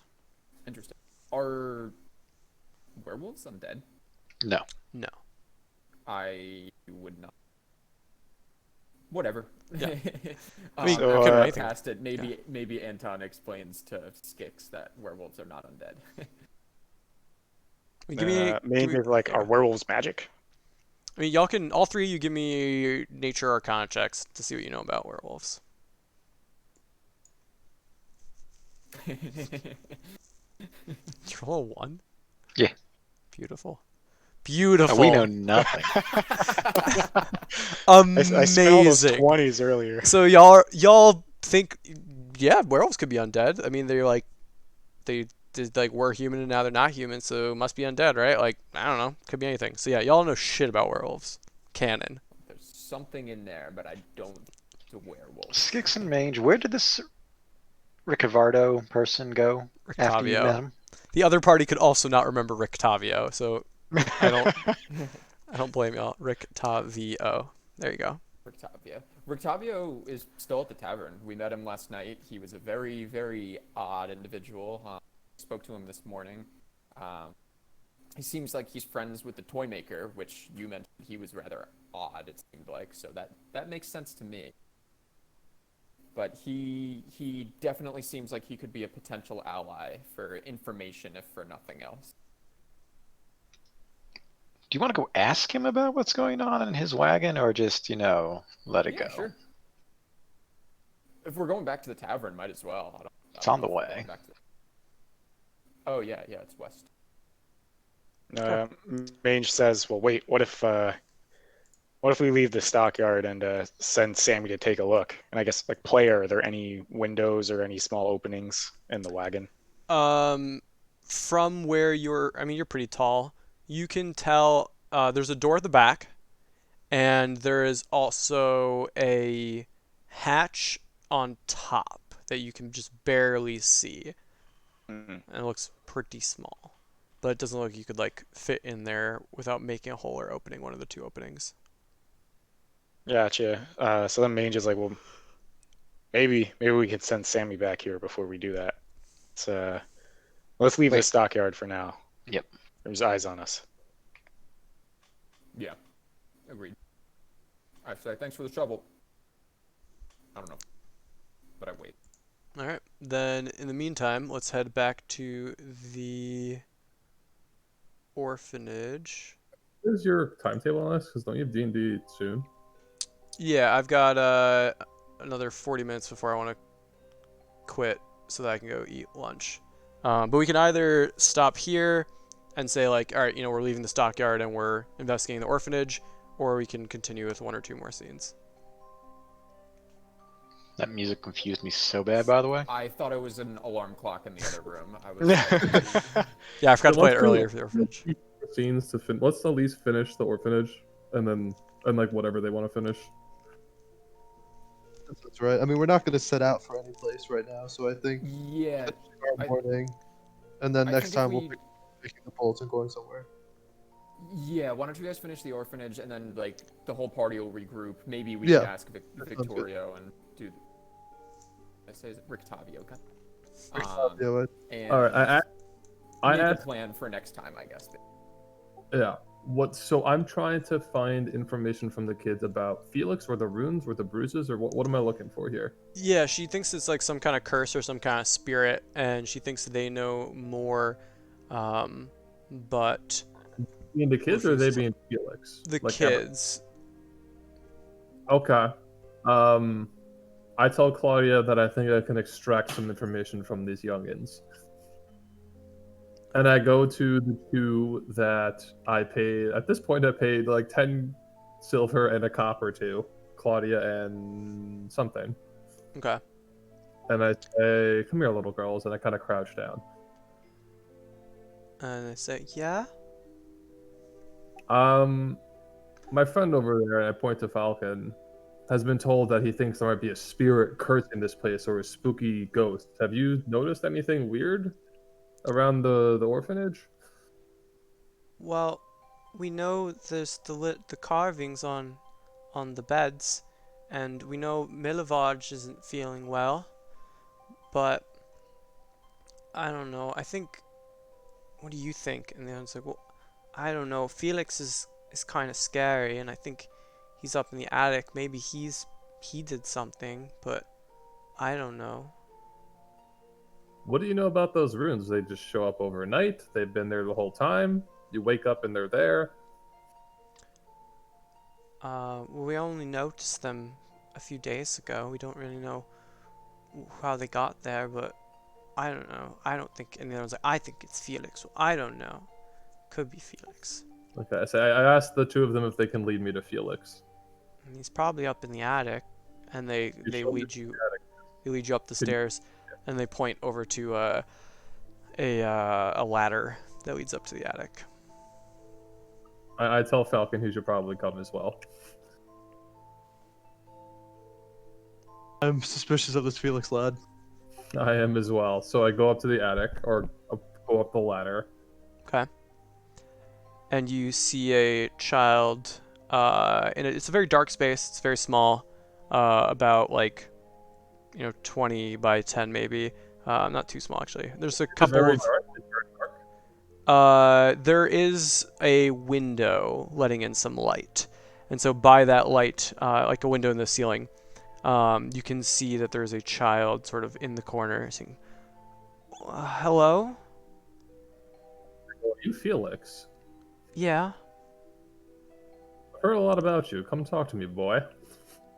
Okay. What do you want to talk about? I look at him. Does he look like a normal boy? Does he like? He seemed. I mean, give me a insight check. There you go. Well, I meant more physical, not like emotionally. Like, does he look like a fucking human? Yeah, yeah, yeah. He's 8 years old or so.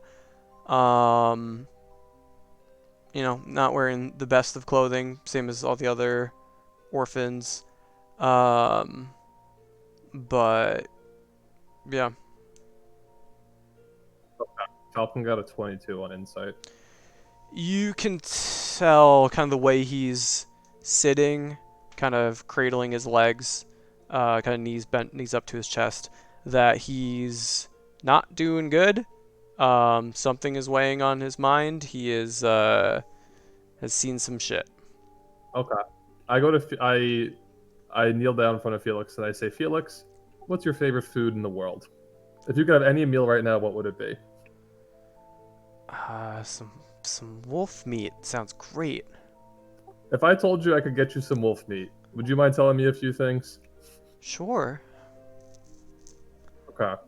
And then Falcon, I say, give him your questions, your math, your scientific. You said inquiry something about a questions. locket, Alex, before, like that. Yeah, you do notice with your perception that he is wearing a locket of sorts around his neck. It's a rusted tin locket that you can see. Tell me a bit about that locket. He immediately looks almost angry and says, "It's none of your business. It's mine. Milovaj gave it to me." I don't want it. I just want to know about it. Well, it's Milovaj gave it to me, and it's mine. Which one was Milipach? Is he the He's the one who's sick. You know, Yeah. Milovaj is very sick right now. He nods. Wait, who's Milovac again? He's the grave digger. Oh, okay. Do you think? When did you get the locket from him? When did he give you the locket? A few days ago. Why did he give it to you? I don't know. He's a nice guy. He saw I wasn't very happy. He gave me a present. So now you're happy. Happier. And he just like deadpan looks just very, almost very dead inside is the best way to describe it. I tell Felix he's gonna have to start being honest if he wants a big meal of food. I say, there are a lot of carved strange runes, did you call them? Carvings on the bedposts? You gotta be honest with me. What's going on here? He says, I don't know who made those. Can I insight check him? Or is he like Oh, inside check. 15? Yeah. He doesn't know. He's very hard to read, kind of like monotone voice, but you don't believe that. You think he knows who carved them. Okay. Well, I go, alright, if you're not going to be honest, bud, I think that's the end here and you're not getting your wolf meat. And I start turning around. Well, fine, get out of here then. He cares about the wolf meat. I walk downstairs, so it's just Falcon up there with him now. Yeah, how is he reacting? Like, what's he doing? I'm just sitting here looking at him. He looked kind of mad, and then he kind of goes back to being like pretty deadpan. Just kind of emotionless. Dude, what, like staring at a wall? What? Is he staring at a wall or something? No, he's looking right at you though. Just kind of What about face your lax. parents? They were killed by werewolves, and I ran away. It was very gruesome. I don't like to talk about it. Where? in our home. Are you from in Valaki or elsewhere? Well, we lived outside the gates in a home, but now I'm in the gates. That's better, I guess. Can you tell me about the Wolf's Head Jamboree? Oh, that festival? Yeah, we all danced around, had sticks. And had sticks. Yeah, all the kids What do got you sticks and all the adults got pikes. It's pretty dumb. do with the sticks? You just dance? Yeah, we just dance around.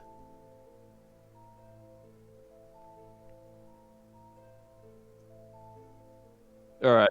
Can I it sounds like he's got like what checks can I do? Cuz it's I like about his past, like he's got I'm trying to determine whether he's like a bad person or like a really withdrawn child. That'd be insight. Okay. But you already from your insight check earlier and the conversations you're having with him, there is something like yeah, he's at a probably terrible past and is now pretty awkward from it, but something extra is going on. Just the way he's reacting to things. There's something you can't understand here. Okay. So I'm gonna go back downstairs. I'm gonna say thank you, and I make a mental note to talk about this with Anton because I think he'll probably be able to do more with this than I Sure. can. I'll bane in on that, and we head back to the square. I think to meet up. In, but yes.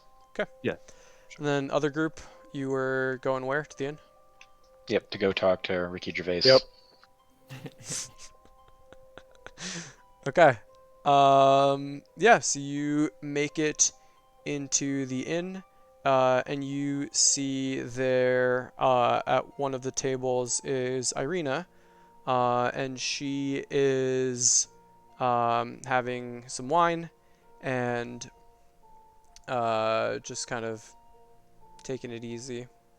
Did Anton tell us that there was a doll made for a We haven't gotten there yet. Okay, we haven't had that yet. Okay. And I motion for Irene and Izek. No, that's the other guy. Mhm. Irene and Mark? Ismark Smart, yeah. to It's come Mark. upstairs to the large room. Sure. And they follow you outside and go up the stairs. What's going on? Wait a moment for our other companions to arrive, and I'll explain it all at once. All right, and so you wait a bit, and then everyone else shows up. What? Yeah, so everyone's there. Irina, there is a man in this town that is commissioning dolls to be made to look exactly like you, and he works for the Baron. That's strange. I don't think I know anyone in Valaki. I mean, to be honest, I don't remember my childhood. What's his name? Is it or Izek? Izek, Izzek, I think. Okay. Check my notes.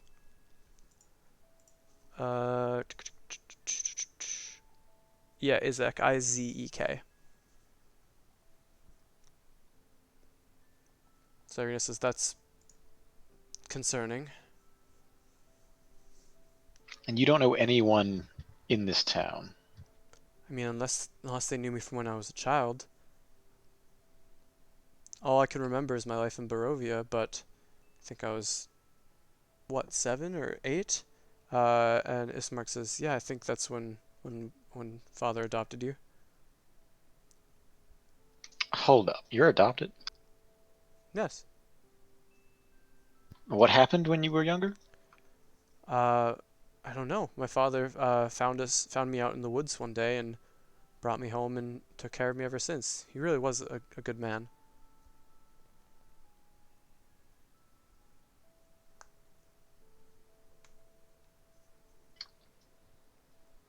Also, where's... I forgot his name. Victorio? No. Octavia? I could just scroll up. Rictavio. There we go. Where's his room?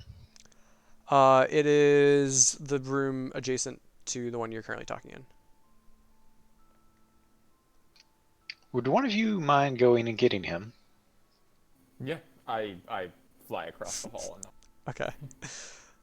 He says, The people down below are like, yeah, there's like 3 people in there. This is, oh, Skix, was it? Can I help you?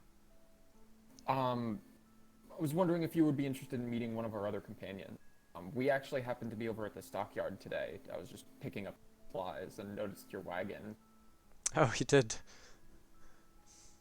Is there? Well, why don't you come into our room? Sure. And so he walks outside, comes in. You're all in there now. Okay.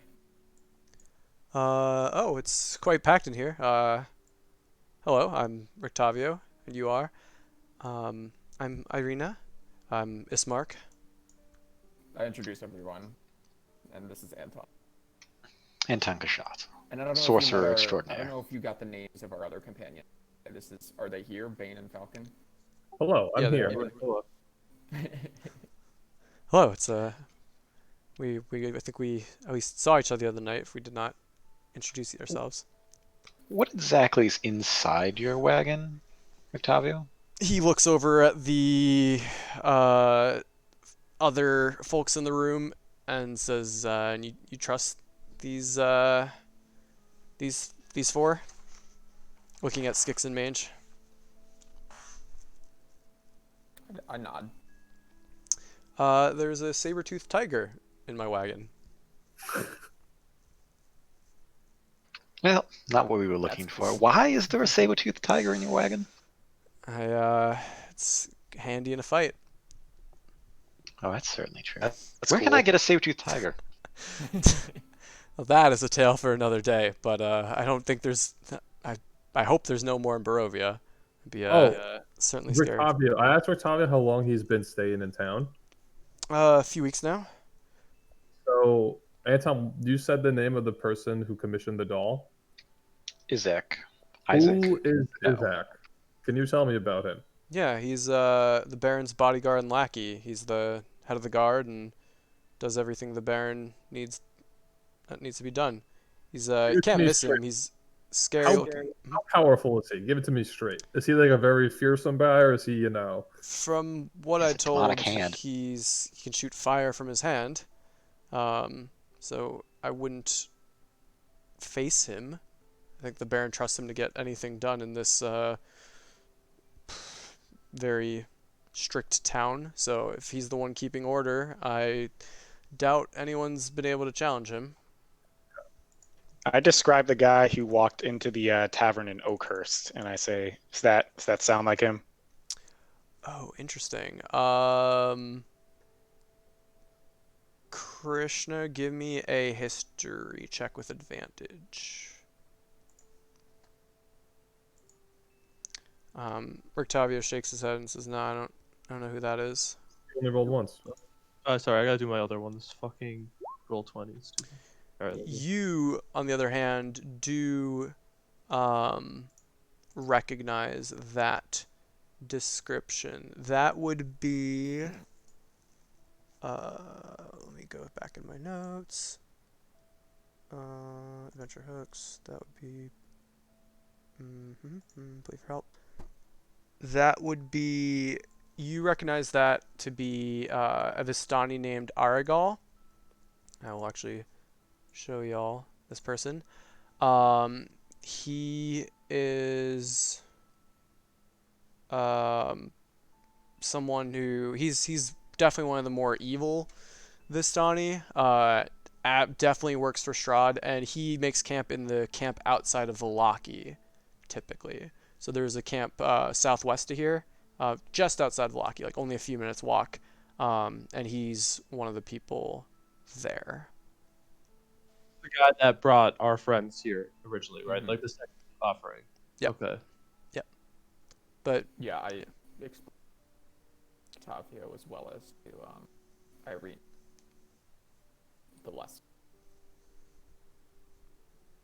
So,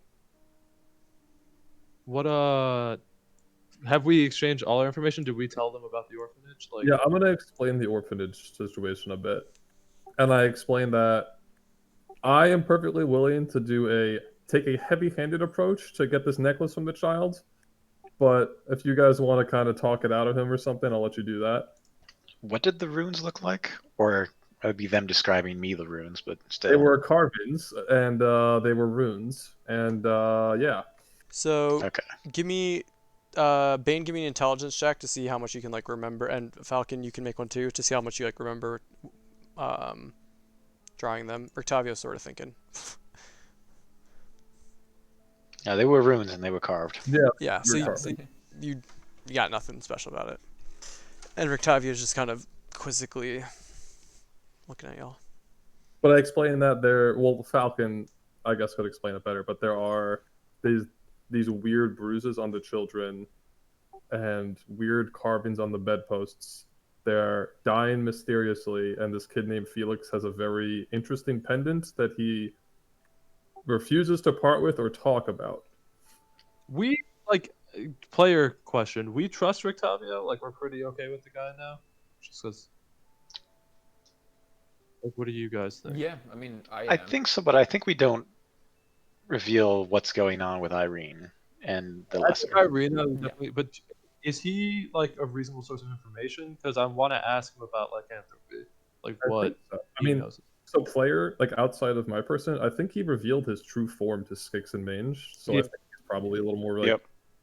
you Yeah, know, I mean, he's not just some dude. Like he revealed Mage it. and I definitely trust him. Yeah. Okay, so I'm gonna ask him. Yeah, What can you tell we told him enough to we told him generally about our story. We didn't reveal like exactly who Irina and Ishmark Yeah, were. we didn't get to that. We trust him to at least exchange a decent amount of information. Cool. Yeah, I'm gonna ask what the symptoms of lycanthropy, if he knows anything about the symptoms for lycanthropy. And do I recognize these symptoms as anything? Is the next question. Yeah, I told Anton about this stuff. Sure.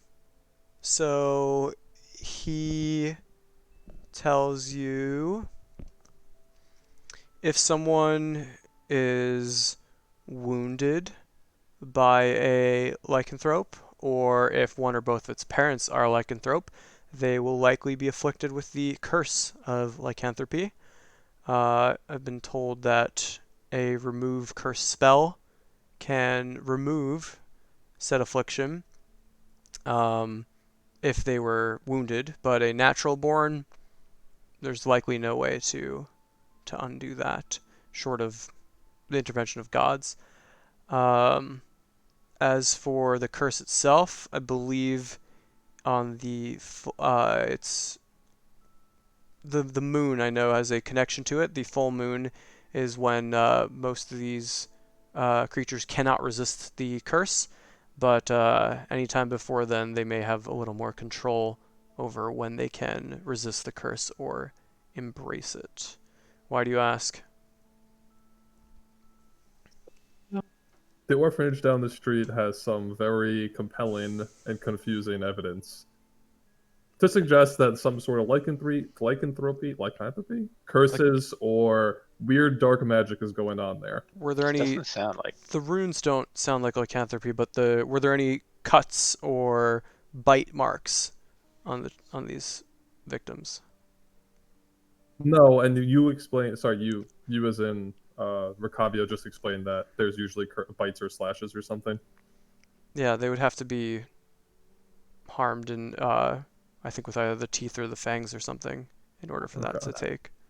So maybe it isn't lycanthropy, No. and maybe it's a curse of some sort, or It does seem like there's some sort of magic thing going on, which is why, like, again, I tell Anton that at some point we should go back and look because his expertise is probably necessary. It sounds like fucking golem shit with getting like semi possessed. One Ring style. maybe, Yes. but it's afflicting people who aren't. Felix has the pendant and is very savage and mean and nasty and uncooperative. Oh, that's what I'm saying. I'm talking about him. Yeah. I think we think he's the perpetrator. I think it might have been worth in hindsight, like having one of the kids like sleep in a different bed or stay out. But obviously, it's kind of hard to convince the orphanage lady. Just like, oh yeah, this is fine. Like, let the kid go somewhere else. But again, I'll leave it up to the group. I'm willing to take this necklace from this kid in a not so nice manner if you guys want to try taking it in a nice manner first, I'm totally okay with that.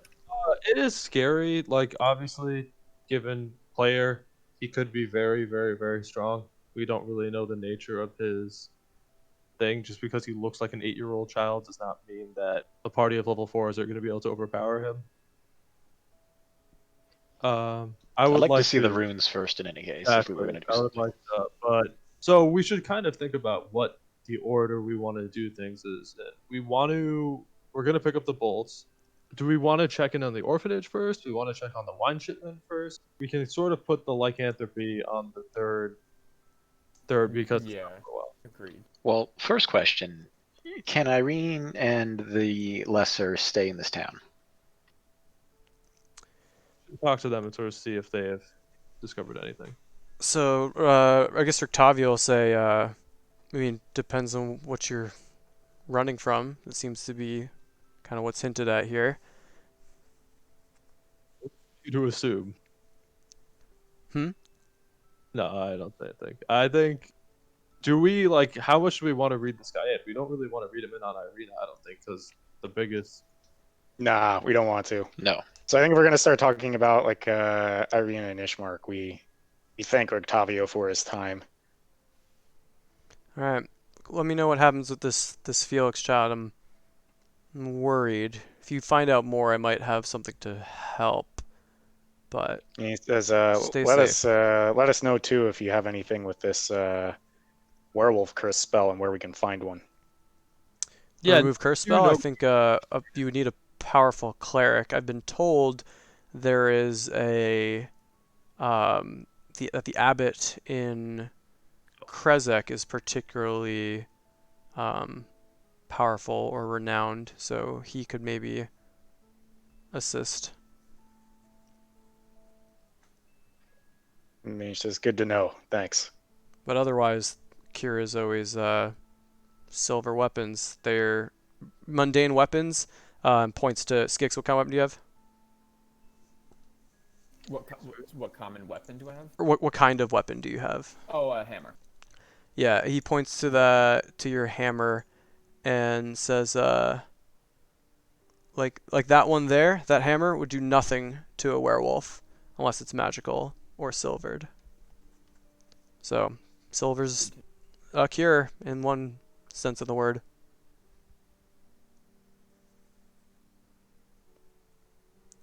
But Does yeah, I'll Octavio leave you walking to out the it. door Yeah, yet? he walks out the door and heads. I follow him out the door. Okay. Octavio, later, not today. You got to tell me where I get a saber-tooth tiger. I walk back inside. Sure. Kind of chuckles and heads back to somewhere. All right. So I think with that, that's a pretty good stopping point. Mhm. I'd suggest y'all take notes on your next course of action because I doubt we'll all remember who wants to do what next time. But let's try to pick a good day to play next. I can certainly play on Saturday the Should be the 4th. 4th. I also have Friday the 3rd off, so I'm more than happy to play on either of those days anytime. Okay, All so right. hang I on. can't do Friday, but I could Okay. do Saturday or Sunday. Saturday is bueno. I do like Saturday, but So anyone not good for Saturday around, say, noon your time?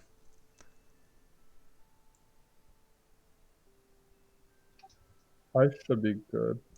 Sounds like we're good. Skix? Cody, you good for noon your time next Saturday? Yes. Okay. Then let's plan for that. Any Wolfsbane, I didn't get it written down, was 2 mountains in the area? yeah, 2 mountains further north, cold, and I know how to Cold. identify it by sight. Okay, cool.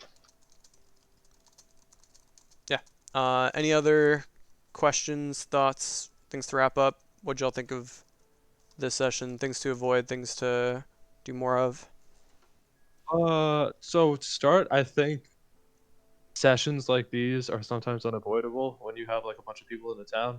I think it's important to sort of have those things progress. I think you did a good job kind of doing the split screen thing that was going on. I think that's just going to happen in like a campaign this size where there's a lot of loose ends. You don't know what's going to lead to what you're looking for, and we're not. Last time it was take Irina to Valaki, right? This Yeah. time there's no like, okay, you have to do this on a deadline. Yeah. So we were just kind of meandering and taking in the world, and it was definitely slower. I personally didn't really have a problem with that, but I would be interested to hear what other people thought. Yeah. On that note, I highly recommend. Think about when you play a video game and the journal updates and gives you all your quests. Somebody should probably take it upon themselves, or two people should take it upon themselves to take Yeah. notes on either important information or important quest lines. Because the way I count it, there's the wagon, the missing kid, the missing kids, the orphanage situation. Y'all are very interested in Izek. There's some interest in the Baroness Festival. So like interesting information I would take note of, and then also like what actual like quests you've been offered is another good way to think about it. Is there a place to put that into the Roll20 journal? Yeah, that's a good point. So why don't I make everyone a shared handout, and we can call this so like party quests, notes, and funds. And so we'll put this in all players' journals. It can be edited by all players and save. So now, at the very top of your handouts, you should have this thing that we can all sort of add to. I don't know what happens if multiple people edit it at the same time.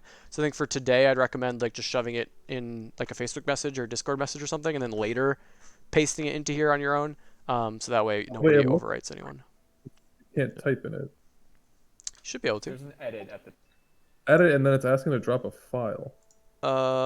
Mine has below that description and There's notes. a box below that. Oh, I see. Yeah. So again, I worry that if multiple people try adding at the same time, it might freak out. So I'd suggest take your notes elsewhere and then add them here. But other thoughts besides Krishna's? I got two questions. One, is there anyone in this town to buy a map?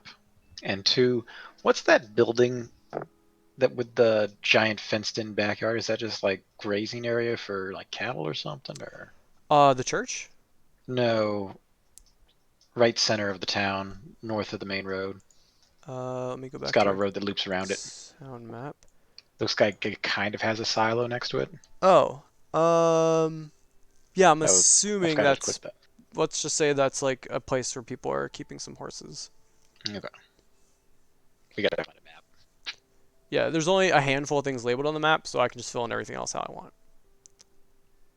I do not have notes on every single house. What? Sorry, I lost it. These kind of things are unavoidable, like these kind of sessions where like you get to it and you want to like figure out what the fuck's going on. You pick up like 400,000 different loose ends that like don't link up. Yeah. So I'm fine with it every once in a while because it sounds like next mission or next session will be like going off and doing things. So it was a little. Like we just got to the town and we were exploring a little bit. That's sort of how It's a little. I'm not sure how I feel. Like not in a good or bad way. Like when our party splits up and we're doing like the split screen thing, I don't know like if it's good or bad or unavoidable. It seemed fine. It's just like I feel bad when we're doing the orphanage stuff and they're just sitting there, doing Literally nothing. unavoidable. And Yeah, then I they're mean, doing like the toy.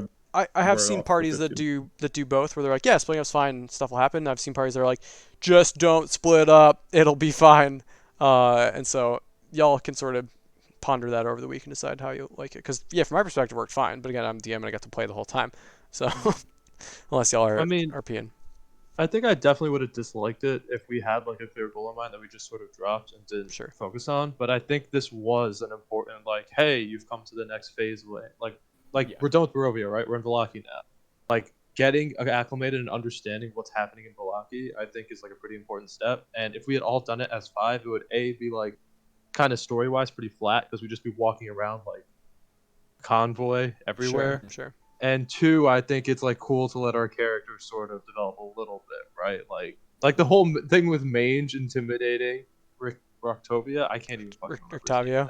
But Rictavio. Yeah, that was great. Like that was a really like good Mange moment, right? Yeah. I think also every time we screw up his name, like player, we're definitely screwing it up character too. Oh yeah, yeah. Ah, Victorio. Hello. Every time you get his name wrong, he gains 5 years of life. He gets 5 hit points. Yeah. Okay. Well, I hope we never have to fight him then. Stop intimidating a mage. But yeah, I thought that was fun. I mean, I haven't really played a session like this ever, where we're just wandering around town doing whatever the fuck we want. That's usually like their goal in mind. So it was pretty fun to like be able to wander and kind of do whatever the fuck you want. Yeah, for sure. Yeah, that was cool to see where y'all ended up and didn't end up. It does sound like shitloads of werewolf stuff to the west. Yeah, I would be not unsurprised if the werewolf thing ended up being like this one and the same, like the wine shipment and the werewolf thing was one and the same, like the attack thing. I am kind of extremely suspicious about this children thing and or like where the werewolves are coming from. And Kresik is looking much more appealing than it did before, given that the abbot can move curses. And there's some psycho that's the Baron's bodyguard in this town. Yes, That, but and the fact that someone commissioned that doll for Irina, and this is not the first doll of that type. Over and over and over again. But he made it better each time. So there is Well, maybe. Well, He thinks this one's great though. Irina before she even got to this town, right? So they clearly knew who he was or something. well, Yeah. implied, yeah, that this was known of, I and guess she was it's- like, it's like a bounty hunter kind of thing, where it's like, find this person, and you keep having like an updated picture of them or something. Yeah, but that's you know? not the way Isaac responded every time. He was just infuriated that it wasn't good enough every time, right? As I understood it. Unclear. yeah, my first Like he's reaction personally is voodoo. obsessed. Yeah, or yeah, sure, that's a possibility too. But my guess was voodoo, like some sort of proxy thing. This was fun. We'll do Yeah. Saturday at noon, unless, yeah, I guess throughout the week, just if you can't do it, say Yeah. something. Yeah, because that worked well Yeah. this week where it was just like, hey, can't do it. All right, cool. Let's reschedule. And we did. So Okay. I'm glad Yeah, we that got to was play. great. But yeah, thanks to everybody for playing. Feel free to send me any other comments or anything. But otherwise, I will talk to y'all on Saturday. Sounds great. Yeah. Have Yep. fun at D&D. Thanks for running. Thanks, y'all. Yeah. Bye. Thanks. And Twitch, thanks for tuning in. Again, we're going to be playing Saturday, 12 o'clock Eastern time next week. But thanks for tuning in. Have I was going to say good night, but it's the middle of the day. I'll be actually back at 7 o'clock today. So if you want to watch some Age of Mythology single-player campaign for the Extended Edition, which is the Chinese mythology campaign, we're going to be playing that at 7 o'clock tonight. So yeah, you're also not super excited because I don't remember it being fun. But maybe it'll be more fun the second time around. So thanks for tuning in. Have a good afternoon, and I'll see y'all in a little bit. Bye.